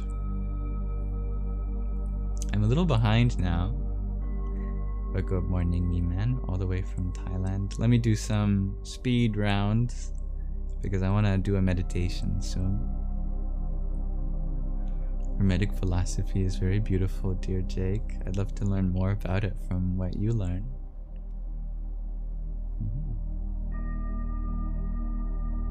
That's okay, dear Becca. There are many different mantras, and there are many that are dedicated to other forms of the divine besides Krishna.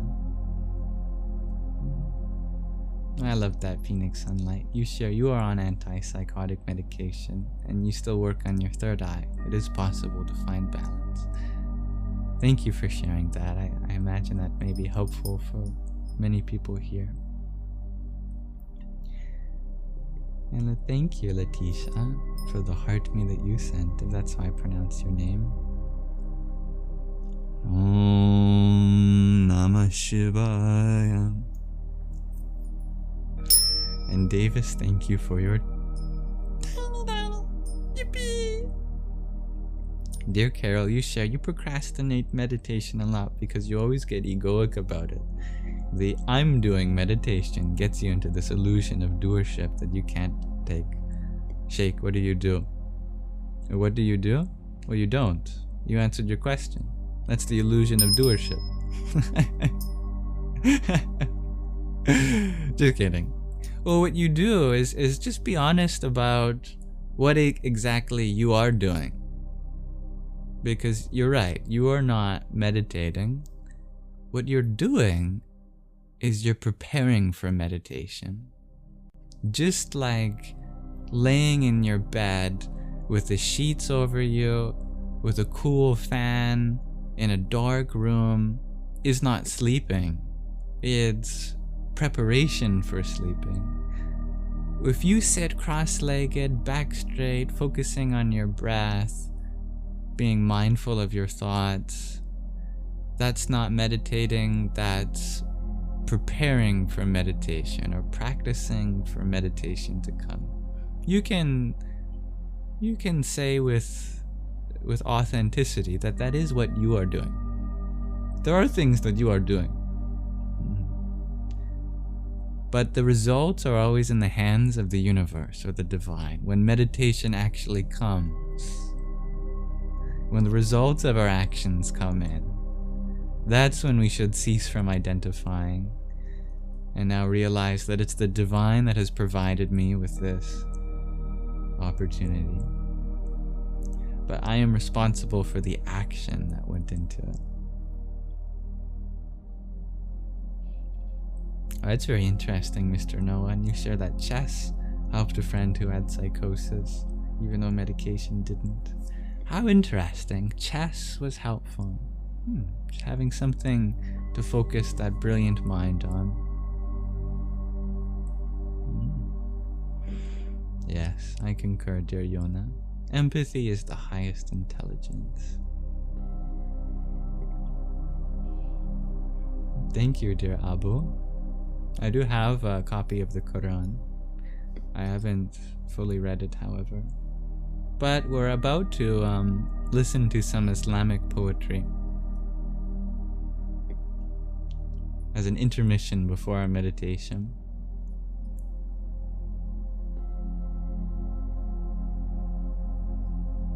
That's a great addition, Yona. Shamans can have heavy experiences of mental illness, but some can transform that. Absolutely. And in fact, I think some of the greatest sages in the world have become so great because they know exactly what their mind is capable of. Dear Joy Boy, you ask, what do I think about gaming? Well, are you asking about video gaming or gambling gaming? Or some other kind of gaming? The Bible time, you ask, what do I think happens after death? I think that if you go into the book in your username, you can find an answer that may work for you. Much love to you, dear Dylan. And thank you for your love from Australia, dear Letitia. Yes, we're going to listen to some Rumi. That's right, Raven. Video gaming. Oh, well, that's a great experience, Joy Boy. Yeah, I've always had good experiences, except for the times that I threw my controller at the wall, but that was my mistake. I got too identified with it. It was a good practice of patience.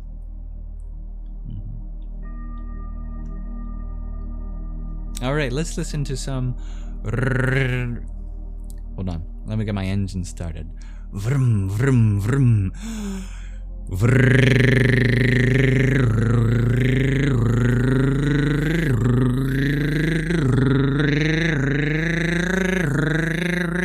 Ruminations. Poetry by the Sufi mystic Rumi.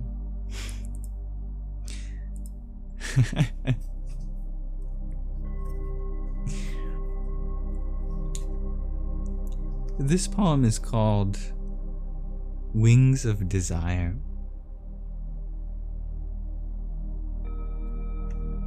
Or I'm sorry, I don't think we read the poem before that yet, called Don't Linger.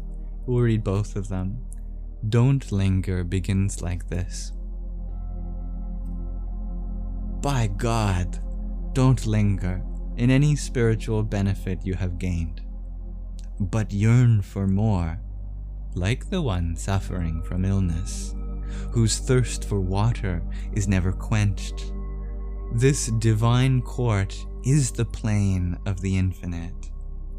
Leave your seat of honor behind. Let the way be your seat of honor.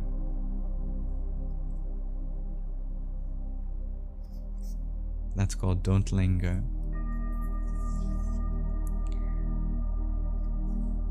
Now, Wings of Desire. People are distracted by objects of desire, and afterwards repent of the lust they've indulged, because they have indulged with a phantom and are left even farther from reality than before. Your desire for the illusory is a wing, by means of which a seeker might ascend to reality. When you have indulged a lust, your wing drops off. You become lame, and that fantasy flees. Preserve the wing, and don't indulge such lust, so that the wing of desire may bear you to paradise.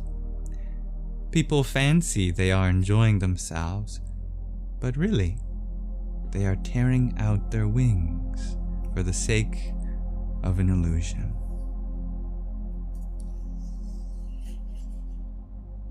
Wings of Desire.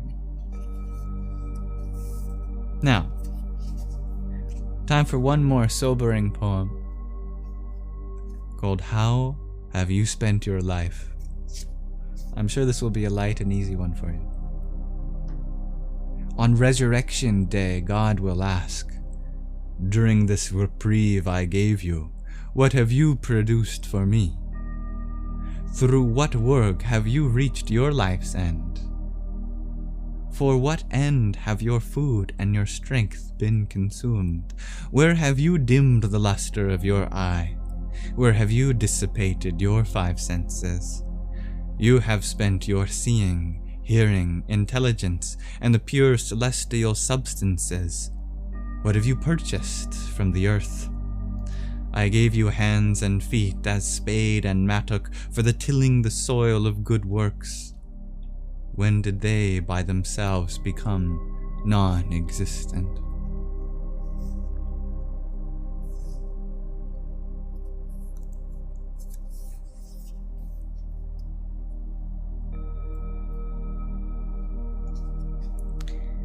And when is Resurrection Day? Every day is Resurrection Day. When you feel like today could be your last.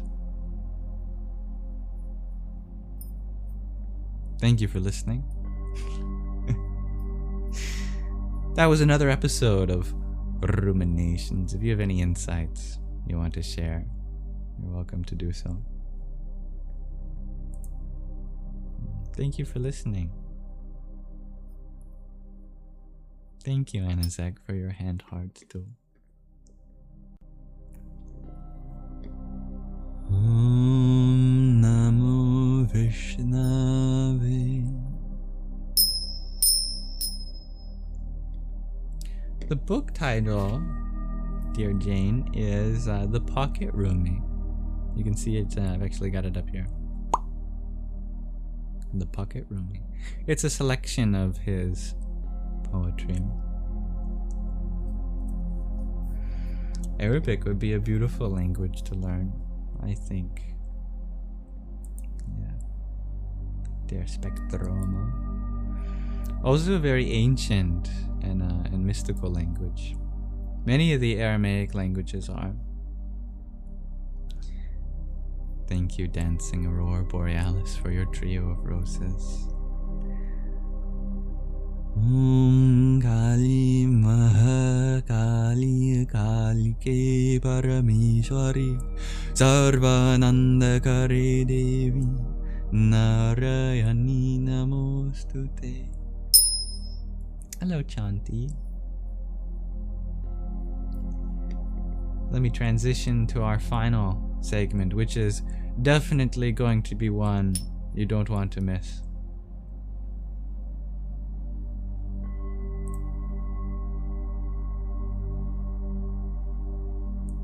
Thank you, Jane, for your heart. I spoiled it. It's okay. It's actually no spoiler if you know our previous meditations, what they have been about.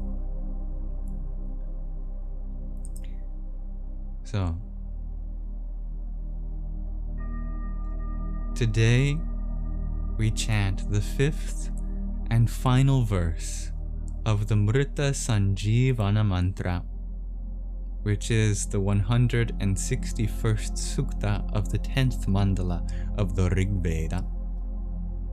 We have chanted all 4 previous verses 108 times each, and the recordings of which you can find.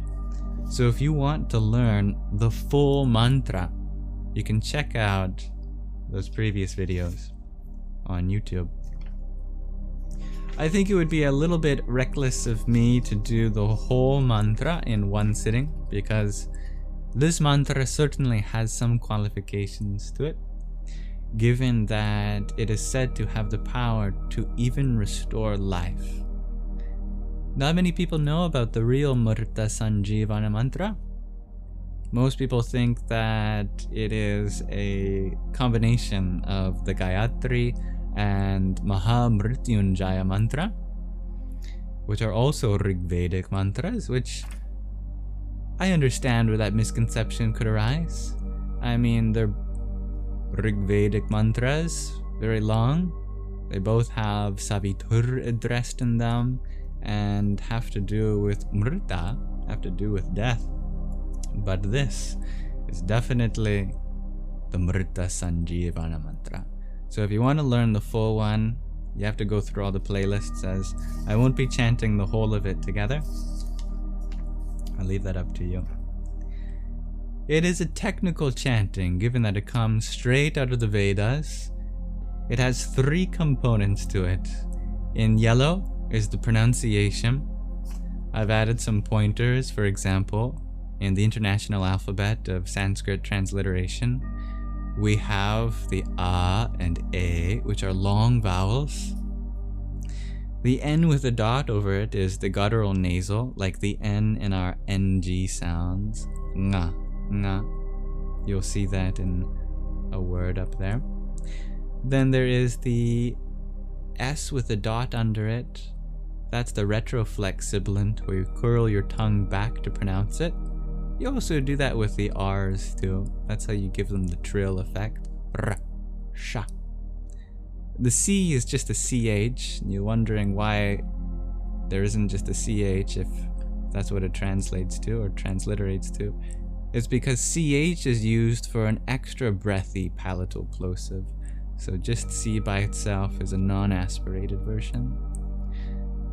The S with a dot under it is in contrast with the S with the accent over it, which is your regular palatal sibilant as we have in English, like in the SH diagram, sha, sha. The M with the dot under it is a nasalization, an anuswara it's called in Sanskrit, where you bring the point of resonance to your nasal cavity. Very sacred. That complements the visarga, represented here with an H with a dot under it, which is a breath expulsion, where you release the vibration into the world, which you'll see at the end of the mantra. That's the pronunciation. There's also the prosody, the poetic meter, which I've added over top. You can technically deduce the prosody from the syllables. There's a formula for which syllables are heavy, that have the line, and which syllables are light, that have the swoop. But for the sake of convenience, I've just added that here. So for example, the first verse is dum dum dum dum da dum dum. That almost sounded like Star Wars. The poetic meter of this verse is different from all the rest. The first three verses were a form of the Trishtubh meter, which is three. It has 11 syllables in each line, and the fourth verse broke that because we reached the climax of restoring the life energies back to the person, and then now we're in the conclusion. This is a totally different poetic meter. Finally, there's Vedic intonation, which is symbolized in green. I hope you can see that. There's only 3 notes. There's high, middle, and low. High, you'll see the vertical tick mark over the vowels. Low, you'll see the horizontal line below the vowels, and middle is unmarked. But this is just in case you're a visual learner. Because Sanskrit is actually an oral tradition, it's best just to listen and repeat. So altogether, this final verse sounds like this. Aharsham tva vidam tva punaragaf punarnava sarvanga sarvang te chakshu sarvam ayushchate vidam. And it translates to, I have drawn you forth, I have found you anew, you have returned, made new again, whole in all your limbs, whole in your sight, whole in your life have I restored you.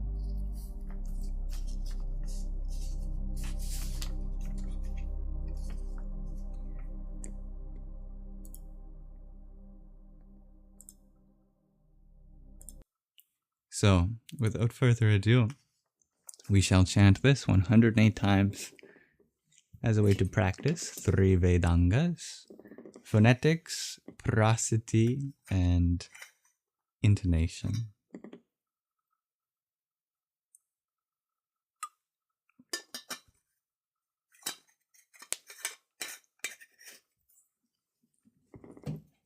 To keep count, of course, I will be using a mala, as that is its purpose, so that we don't have to ourselves.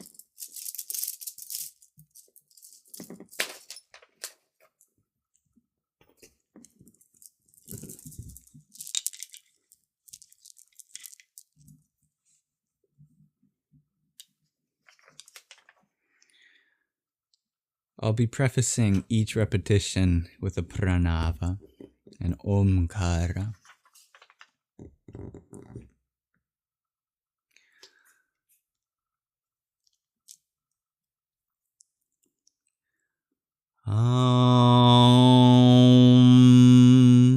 Aharsham tva vidam tva punaragaf punarnava sarvanga sarvam te chakshu sarvam ayushte vidam.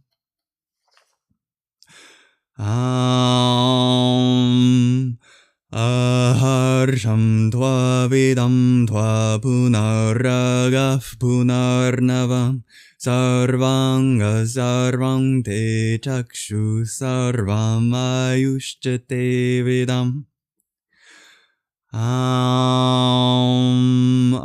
Aharsham tva vidam tva punaragaf punarnava sarvanga sarvam te chakshu sarvam ayushte vidam. Aharsham tva vidam tva punaragaf punarnava sarvanga sarvam te chakshu sarvam ayushte vidam. Aharsham tva vidam tva punaragaf punarnava sarvanga sarvam te chakshu sarvam ayushte vidam.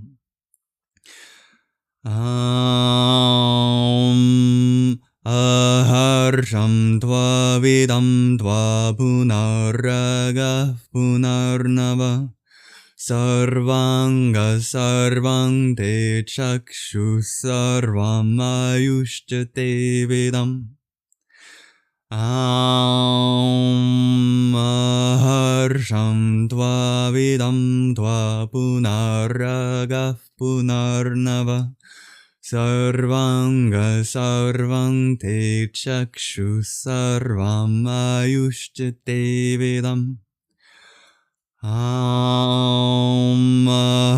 Aharsham tva vidam tva punaragaf punarnava sarvanga sarvam te chakshu sarvam ayushte vidam.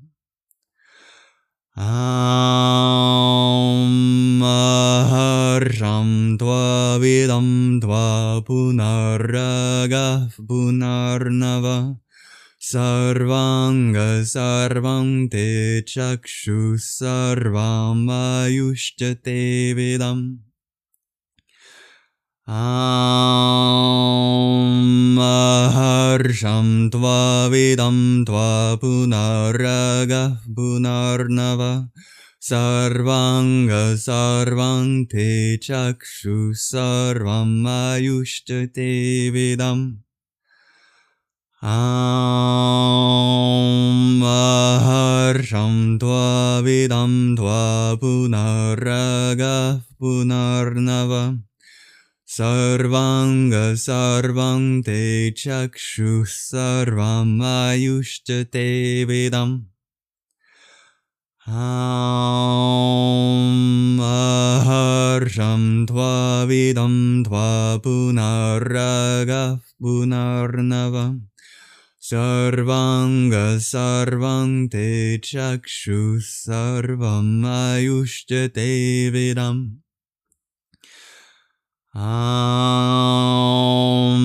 Aharsham tva vidam tva punaragaf punarnava sarvanga sarvam te chakshu sarvam ayushte vidam.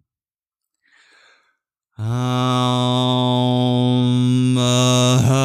harsham tva vidam tva punaragaf punarnava sarvanga sarvang te chakshu sarvam ayushtate vidam. Harsham tva vidam tva punaragaf punarnava sarvanga sarvang te chakshu sarvam ayushtate vidam. Harsham tva vidam tva punaragaf punarnava sarvanga sarvang te chakshu sarvam ayushtate vidam.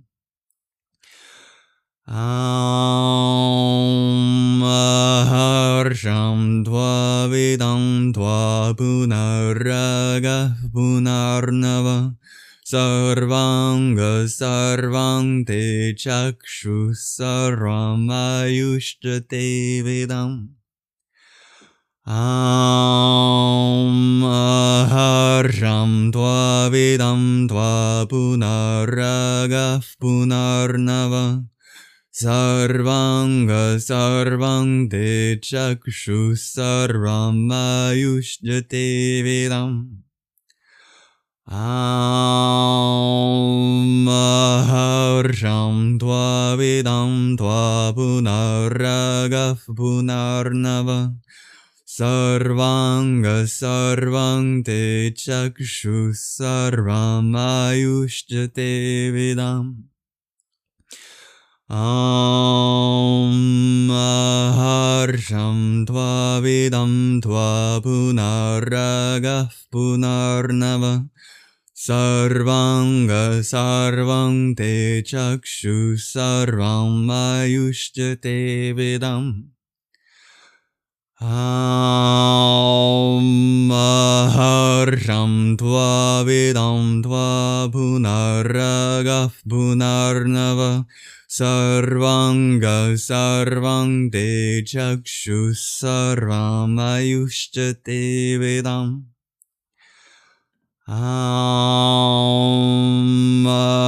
Harsham tva vidam tva punaragaf punarnava sarvanga sarvang te chakshu sarvam ayushtate vidam. Harsham tva vidam tva punaragaf punarnava sarvanga sarvang te chakshu sarvam ayushtate vidam.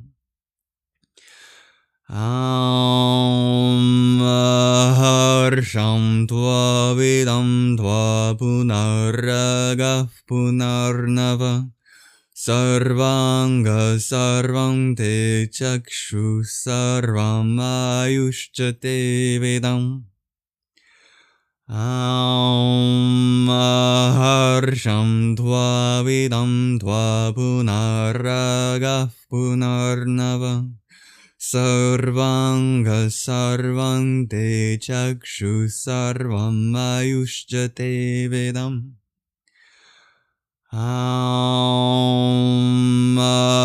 Harsham tva vidam tva punaragaf punarnava sarvanga sarvang te chakshu sarvam ayushtate vidam.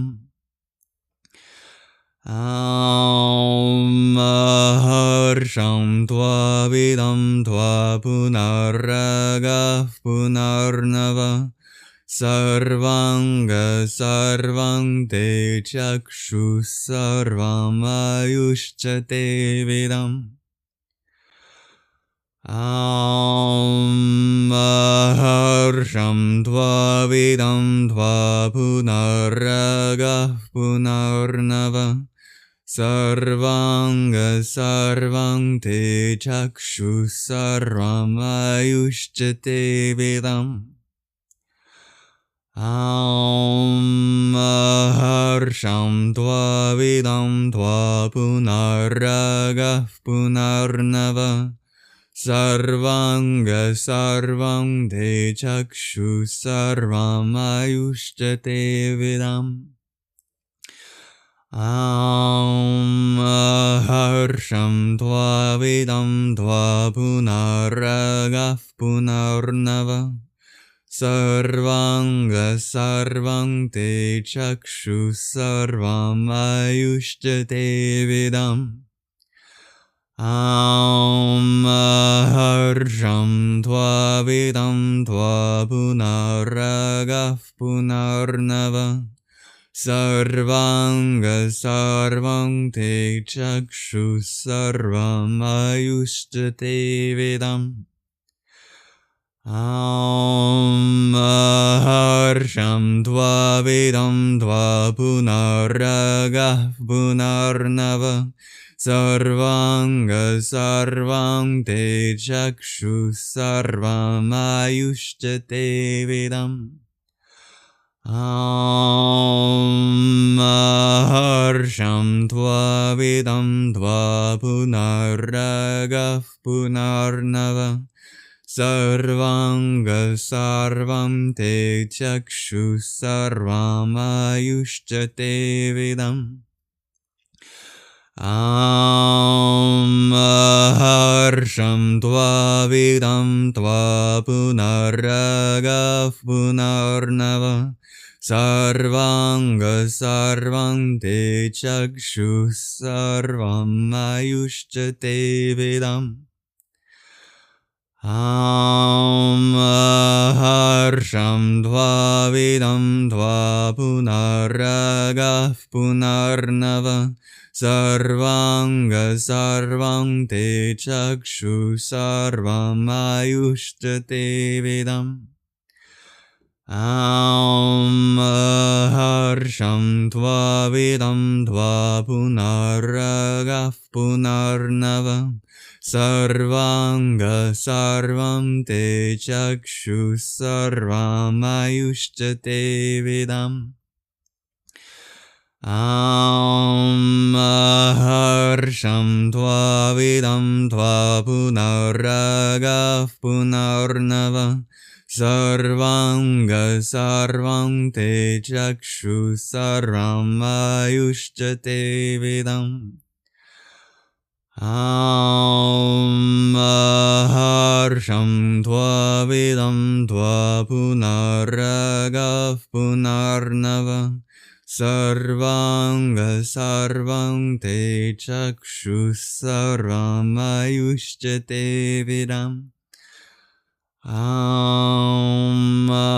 Harsham tva vidam tva punaragah punarnava sarvanga sarvam te chakshu sarvam ayushtate vidam. Harsham tva vidam tva punaragah punarnava sarvanga sarvam te chakshu sarvam ayushtate vidam. Harsham tva vidam tva punaragah punarnava sarvanga sarvam te chakshu sarvam ayushtate vidam. Harsham tva vidam tva punaragah punarnava sarvanga sarvam te chakshu sarvam ayushtate vidam. Harsham tva vidam tva punaragah punarnava sarvanga sarvam te chakshu sarvam ayushtate vidam. Harsham tva vidam tva punaragah punarnava Sarvanga sarvang te chakshu sarvam ayushchate vidam. Maharsham tva vidam tva punaragah punarnava. Sarvanga sarvang te chakshu sarvam ayushchate vidam. Maharsham tva vidam tva punaragah punarnava. Sarvanga sarvang te chakshu sarvam ayushchate vidam. Maharsham tva vidam tva punaragah punarnavam. Sarvanga sarvang te chakshu sarvam ayushchate vidam. Maharsham tva vidam tva punaragah punarnava. Sarvanga sarvang te chakshu sarvam ayushchate vidam. Maharsham tva vidam tva punaragah punarnava. Sarvanga sarvang te chakshu sarvam ayushchate vidam. Maharsham tva vidam tva punaragah punarnava. Sarvanga sarvang te chakshu sarvam ayushchate vidam.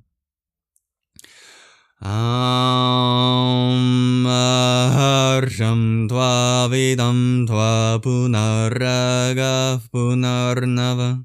Sarvanga sarvang te chakshu sarvam ayushchate vidam. Maharsham tva vidam tva punaragah punarnava. Sarvanga sarvang te chakshu sarvam ayushchate vidam. Maharsham tva vidam tva punaragah punarnava. Sarvanga sarvang te chakshu sarvam ayushchate vidam. Maharsham tva vidam tva punaragah punarnava. Sarvanga sarvang te chakshu sarvam ayushchate vidam. Maharsham tva vidam tva punaragah punarnava. Sarvanga sarvang te chakshu sarvam ayushchate vidam. Maharsham tva vidam tva punaragah punarnava. Sarvanga sarvam te chakshu sarvam ayushchate vidam. Maharsham tva vidam tva punaragah punarnava. Sarvanga sarvam te chakshu sarvam ayushchate vidam. Maharsham tva vidam tva punaragah punarnava. Sarvanga sarvam te chakshu sarvam ayushchate vidam. Maharsham tva vidam tva punaragah punarnava. Sarvanga sarvam te chakshu sarvam ayushchate vidam. Maharsham tva vidam tva punaragah punarnava. Sarvanga sarvam te chakshu sarvam ayushjate vidam. Maharsham tva vidam tva punaragaf punarnavam. Sarvanga sarvam te chakshu sarvam ayushjate vidam. Maharsham tva vidam tva punaragaf punarnava. Sarvanga sarvam te chakshu sarvam ayushtate vidam. Maharsham tva vidam tva punaragaf punarnava. Sarvanga sarvam te chakshu sarvam ayushtate vidam. Maharsham tva vidam tva punaragaf punarnava. Sarvanga sarvam te chakshu sarvam ayushtate vidam. Maharsham tva vidam tva punaragaf punarnavam. Sarvanga sarvam te chakshu sarvam ayushtate vidam. Maharsham tva vidam tva punaragaf punarnavam. Sarvanga sarvam te chakshu sarvam ayushtate vidam. Maharsham tva vidam tva punaragaf punarnava. Sarvanga sarvam te chakshu sarvam ayushtate vidam. Maharsham tva vidam tva punaragaf punarnava. Sarvanga sarvam te chakshu sarvam ayushtate vidam. Maharsham tva vidam tva punaragaf punarnavam. Sarvanga sarvam te chakshu sarvam ayushtate vidam. Maharsham tva vidam tva punaragaf punarnava. Sarvanga sarvam te chakshu sarvam ayushtate vidam. Maharsham tva vidam tva punaragaf punarnava. Sarvanga sarvam te chakshu sarvam ayushtate vidam. Maharsham tva vidam tva punaragaf punarnava. Sarvanga sarvam te chakshu sarvam ayushtate vidam. Maharsham tva vidam tva punaragaf punarnava. Sarvanga sarvam te chakshu sarvam ayushtate vidam.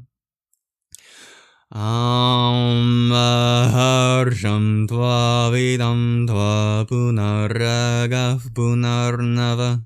Sarvanga sarvam te chakshu sarvam ayushtate vidam. Maharsham tva vidam tva punaragaf punarnava. Sarvanga sarvam te chakshu sarvam ayushtate vidam. Maharsham tva vidam tva punaragaf punarnava. Sarvanga sarvam te chakshu sarvam ayushtate vidam. Harsham tvavidam tva punaragaf punarnava sarvanga sarvang te chakshu sarvamayushchate vidam. Harsham tvavidam tva punaragaf punarnava sarvanga sarvang te chakshu sarvam ayushtate vidam. Harsham tvavidam tva punaragaf punarnava sarvanga sarvang te chakshu sarvam ayushchate vidam. Harsham tvavidam tva punaragaf punarnava sarvanga sarvam te chakshu sarvam ayushchate vidam. Harsham tvavidam tva punaragaf punarnava sarvanga sarvam te chakshu sarvam ayushchate vidam. Harsham tvavidam tva punaragaf punarnava sarvanga sarvam te chakshu sarvam ayushchate vidam. Harsham tvavidam tva punaragaf punarnava sarvanga sarvam te chakshu sarvam ayushchate vidam. Harsham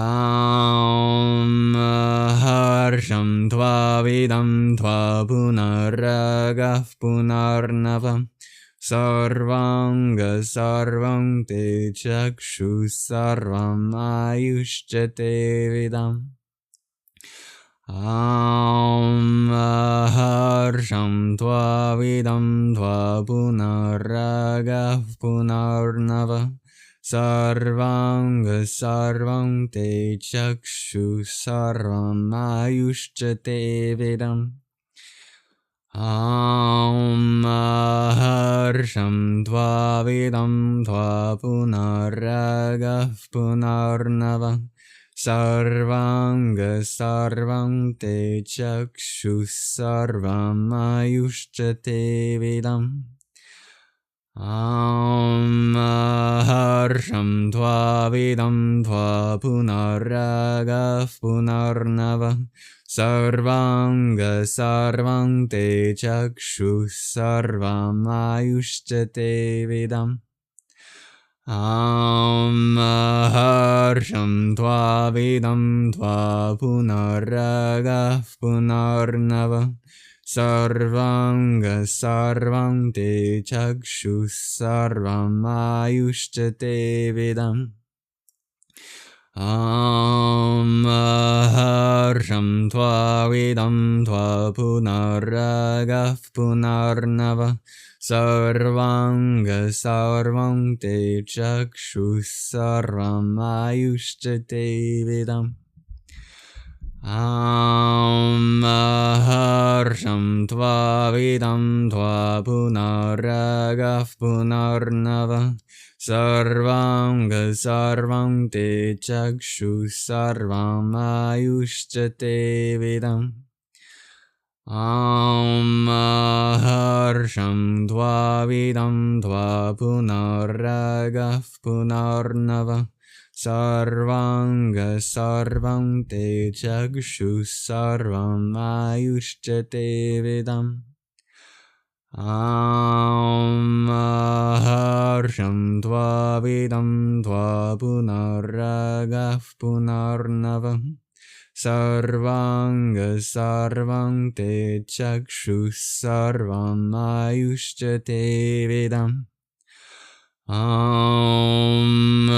Harsham Tvavidam Tva Punaragah Punarnava Sarvanga Sarvam Te Chakshu Sarvam Ayushchate Vidam Harsham Tvavidam Tva Punaragah Punarnava Sarvanga Sarvam Te Chakshu Sarvam Ayushchate Vidam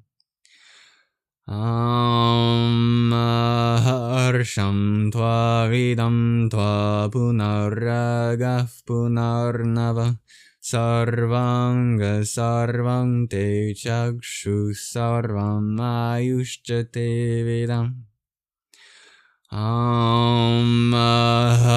Harsham Tvavidam Tva Punaragah Punarnava Sarvanga Sarvam Te Chakshu Sarvam Ayushchate Vidam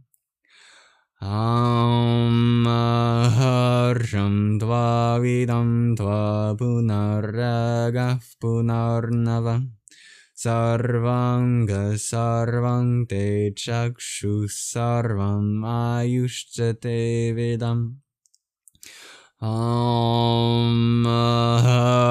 Vidam Harsham Tvavidam Tva Punaragah Punarnava Sarvanga Sarvam Te Chakshu Sarvam Ayushchate Vidam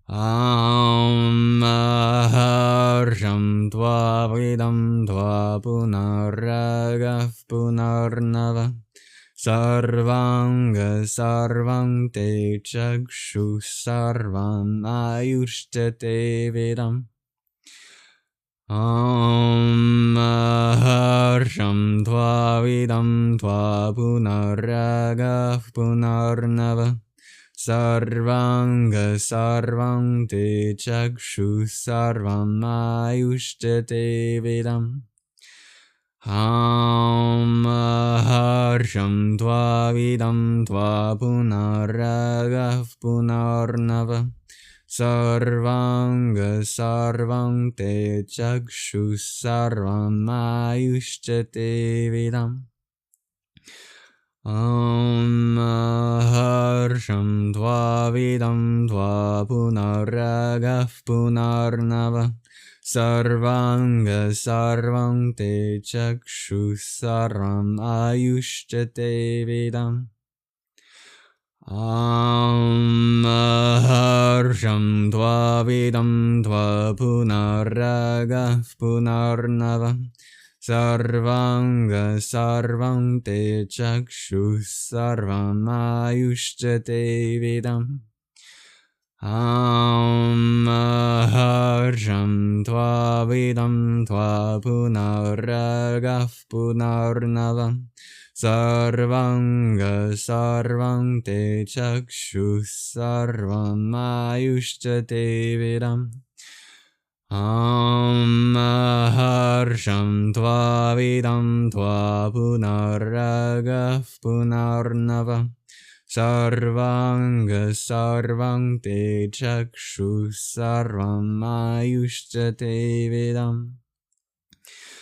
Vidam Harsham Tvavidam Tva Punaragah Punarnava Sarvanga Sarvam Te Chakshu Sarvam Ayushchate Vidam Harsham Tvavidam Tva Punaragah Punarnava Sarvanga Sarvam Te Chakshu Sarvam Ayushchate Vidam Harsham Tvavidam Tva Punaragah Punarnava Sarvanga Sarvam Te Chakshu Sarvam Ayushchate Vidam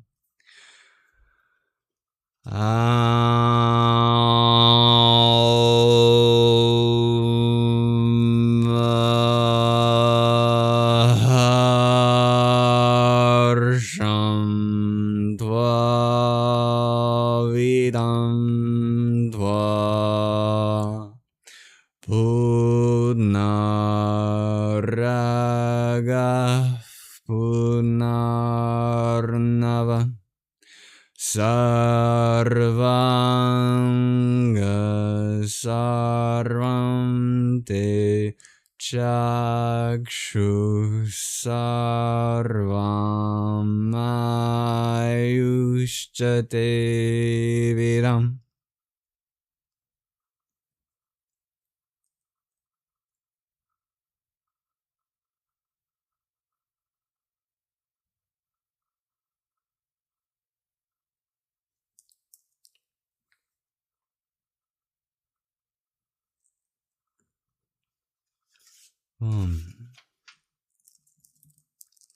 May life be restored.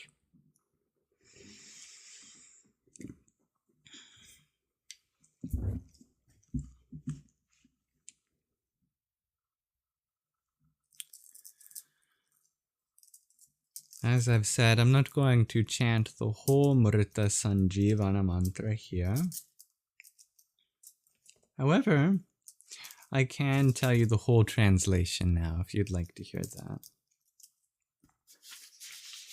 All together, that verse and all prior verses in English mean something like this.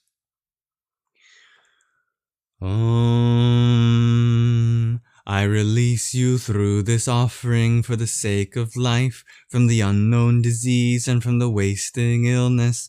If the seizure has seized you, may Indra and Agni liberate you from it.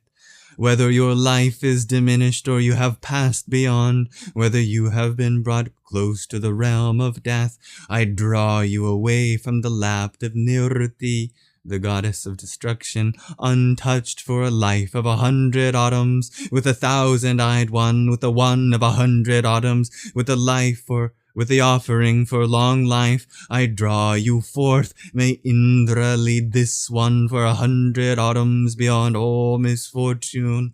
Live for 100 autumns, growing in strength, 100 winters and 100 springs. May Indra, Agni, Savitur, and Brihaspati, through this offering for long life, renew you for 100 years.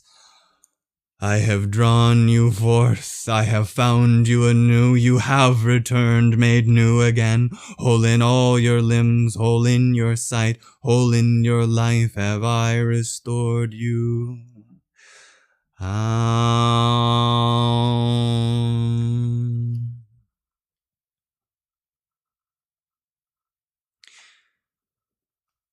And although I'm not qualified to tell who can chant the full mantra, I will say that if you do want to learn it, it requires absolute perfection in pronunciation, in prosody, and intonation.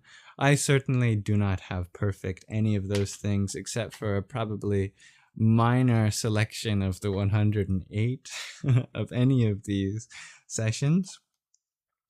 There are other pointers that I haven't mentioned in the yellow here. For example, the visarga before a pakarga turns into what's called an upadmaniya, which is a breathy F-like sound. Or before a sakara, it blends into that sibilant.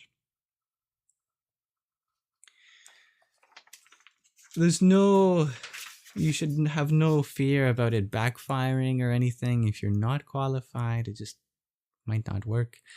Mantras only backfire if you're using them for malicious intent. But there is an exception to the perfection of chanting it, and that's if you chant it with a pure heart out of desperation. Then you could even chant the English translation and it would still have an effect. Also, in each of these sessions, we've chanted the pranava before. Actually, in the full recitation, you don't need to chant the omkara before each verse at all, even just at the beginning or at the end. Thank you very much. I hope this has been an interesting journey for you, learning about some Rigvedic mantras like this one. As I said before, you can find all 4 verses in case you want to learn. This is mostly for the sake of putting it out there on the internet because I think there has been misconception about which Mrita Sanjeevana Mantra is. I hope you hear clearly by the translation that that is definitely the one which is intended to draw forth life from the lap of death. But for the case of our Sangha, I hope it's been a learning experience for you to learn a little bit about Sanskrit phonetics, prosody, and Vedic intonation, as well as a time to chant or meditate together. I hope to do more chants like that together in the future. But that concludes our Nididhyasana, our ending portion of our Sangha, and we're concluding now. So thank you everyone for being here. Welcome and goodbye everyone that joined while we were chanting, and thank you dear Gina for the heart me that you sent and the rose. Sadyujata prapadyami sadyujataya vai namo namah bhave bhave nati bhave bhavaswamam bhavodbhavaya namah. Thank you dear Dansuela and dear Jay. Oh, that's another thing, Riri. Thank you. Yeah. Another qualification for the efficacy of a mantra usually is if you can chant it all in one breath. So good luck. I have a difficulty doing it in one breath for just each verse. That is one of the ways the universe's safeguards against misuse is you have to be a yogi. You must have practiced some good pranayama yoga if you can even do that.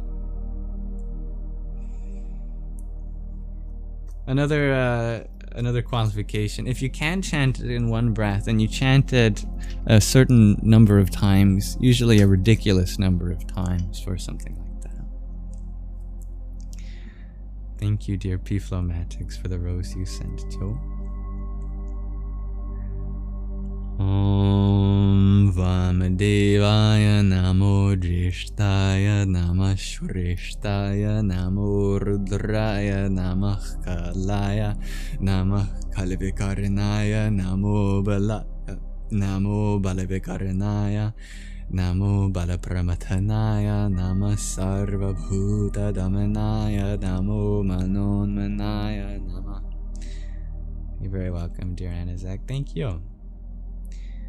Dear Crystal Mist, thank you for your rose too. Om Aghorebhyo Ta Ghorebhyo Aghora Ghore Thorebhyam Sarvata Sarva Sarvebhyo Namaste Rudra Rupebhyam. I'm so grateful for what you add to the space too, dear Dansuela. Good night, Anazak.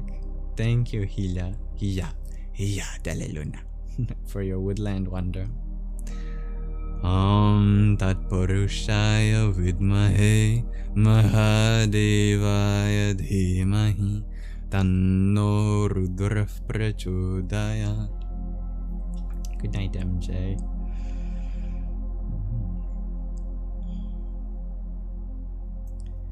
Good night, dear Jay. Thank you for being here, Mr. No One. Oh, I'm glad you liked this mantra, dear Riri. Yeah, I love the Rig Veda.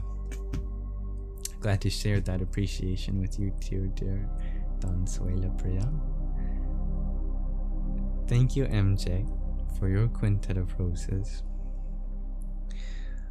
Om Ishana Sarva Vidyanam Ishwar Sarva Bhutanam Brahma Dipati Brahmano Dipatir Brahma Shivo Me Astu Sa Eva Sada Shiva Om. And dear Oren, thank you for your team cheers. Om Bhairava Rudraya Maha Rudraya Kala Rudraya Kalpanta Rudraya Vira Rudraya Rudra Rudraya Ghora Rudraya Aghora Rudraya Martanda Rudraya Anda Rudraya Brahmanda Rudraya Chanda Rudraya Prachanda Rudraya Tanda Rudraya Shura Rudraya Veera Rudraya Bhava Rudraya Bhima Rudraya Atala Rudraya Vitala Rudraya Sutala Rudraya Mahatala Rudraya Rasatala Rudraya Talatala Rudraya Patala Rudraya Namo Namaha. Thank you, dear Celeste Divine, for your finger heart. Om Ham Jom Saham Om Bhur Bhuvaswaham Om Taryambakam Yajamahe Om Tatsavitur Varenyam Om Sugandhim Pushti Vardhanam Om Bhargo Devasya Dhimahi Om Urvarukam Iva Bandhanan Om Dhiyo Yonah Prachodayat Om Mrityor Mukshiya Mamritat Om Swaha Om Bhuvaha Om Bhuhu Om Saha Om Jom Om Ham Om. That's the Mrita Sanjeevana Mantra that you'll find online. Maybe it also has the power to bring life back from the death. To be fair, I haven't tried, but it's also a powerful mantra, no doubt. But it is the combination of two other Rig Vedic mantras interlocked. Very beautiful.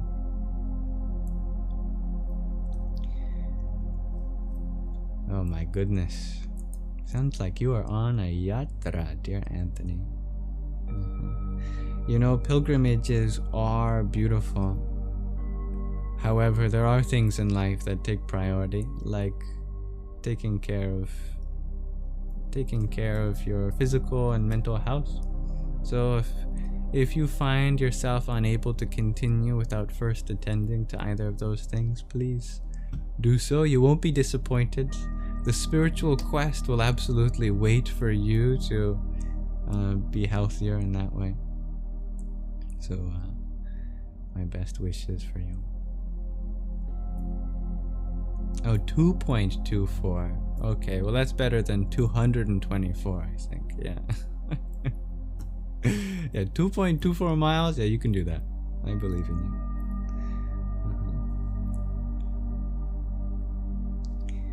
Thank you, dear Sylvie, for the tiny yippee and inevitable thank you for your trio of roses. Om Namah Shivaya. Now, thank you all for being here. Thank you to my lovely moderators for helping keep the peace. As always, if there's anything I can do to make this space more inclusive to you or anyone next time, please let me know. May this live stream be an offering to the divinity within you. Ham Asato Ma Sadgamaya Tamaso Ma Jyotirgamaya Mrityor Ma Mritangamaya. Om Shanti Shanti Shanti. Om, lead us from the unreal to the real, from darkness to the light, from death to deathlessness. Om, may there be peace in us, may there be peace in our environment, and may there be peace in the forces that act on us. This live stream is recorded and will be uploaded to my Yamsox Lives YouTube channel, along with any of the clips that we did of the meditation or the readings, in case you want to catch up on those ever, or the show and tell. It's all there for you in their own playlists. I offer that for free, of course. Good evening, dear Miss Charm. Good night, dear Karina. Thank you, Jean. I am off to take care of this body, as well as do a 3-hour chanting session. Oh, I don't know if it's 3 hours, it might take longer. If I'm quick, I think it will be 3 hours. And I look forward to it. I love chanting. Mantra yoga is my favorite. Now, may you all have a wonderful rest of your evening, or your night, or your morning, or your afternoon, whatever time it is for you. May you all have a wonderful rest of your present moment. Namaste.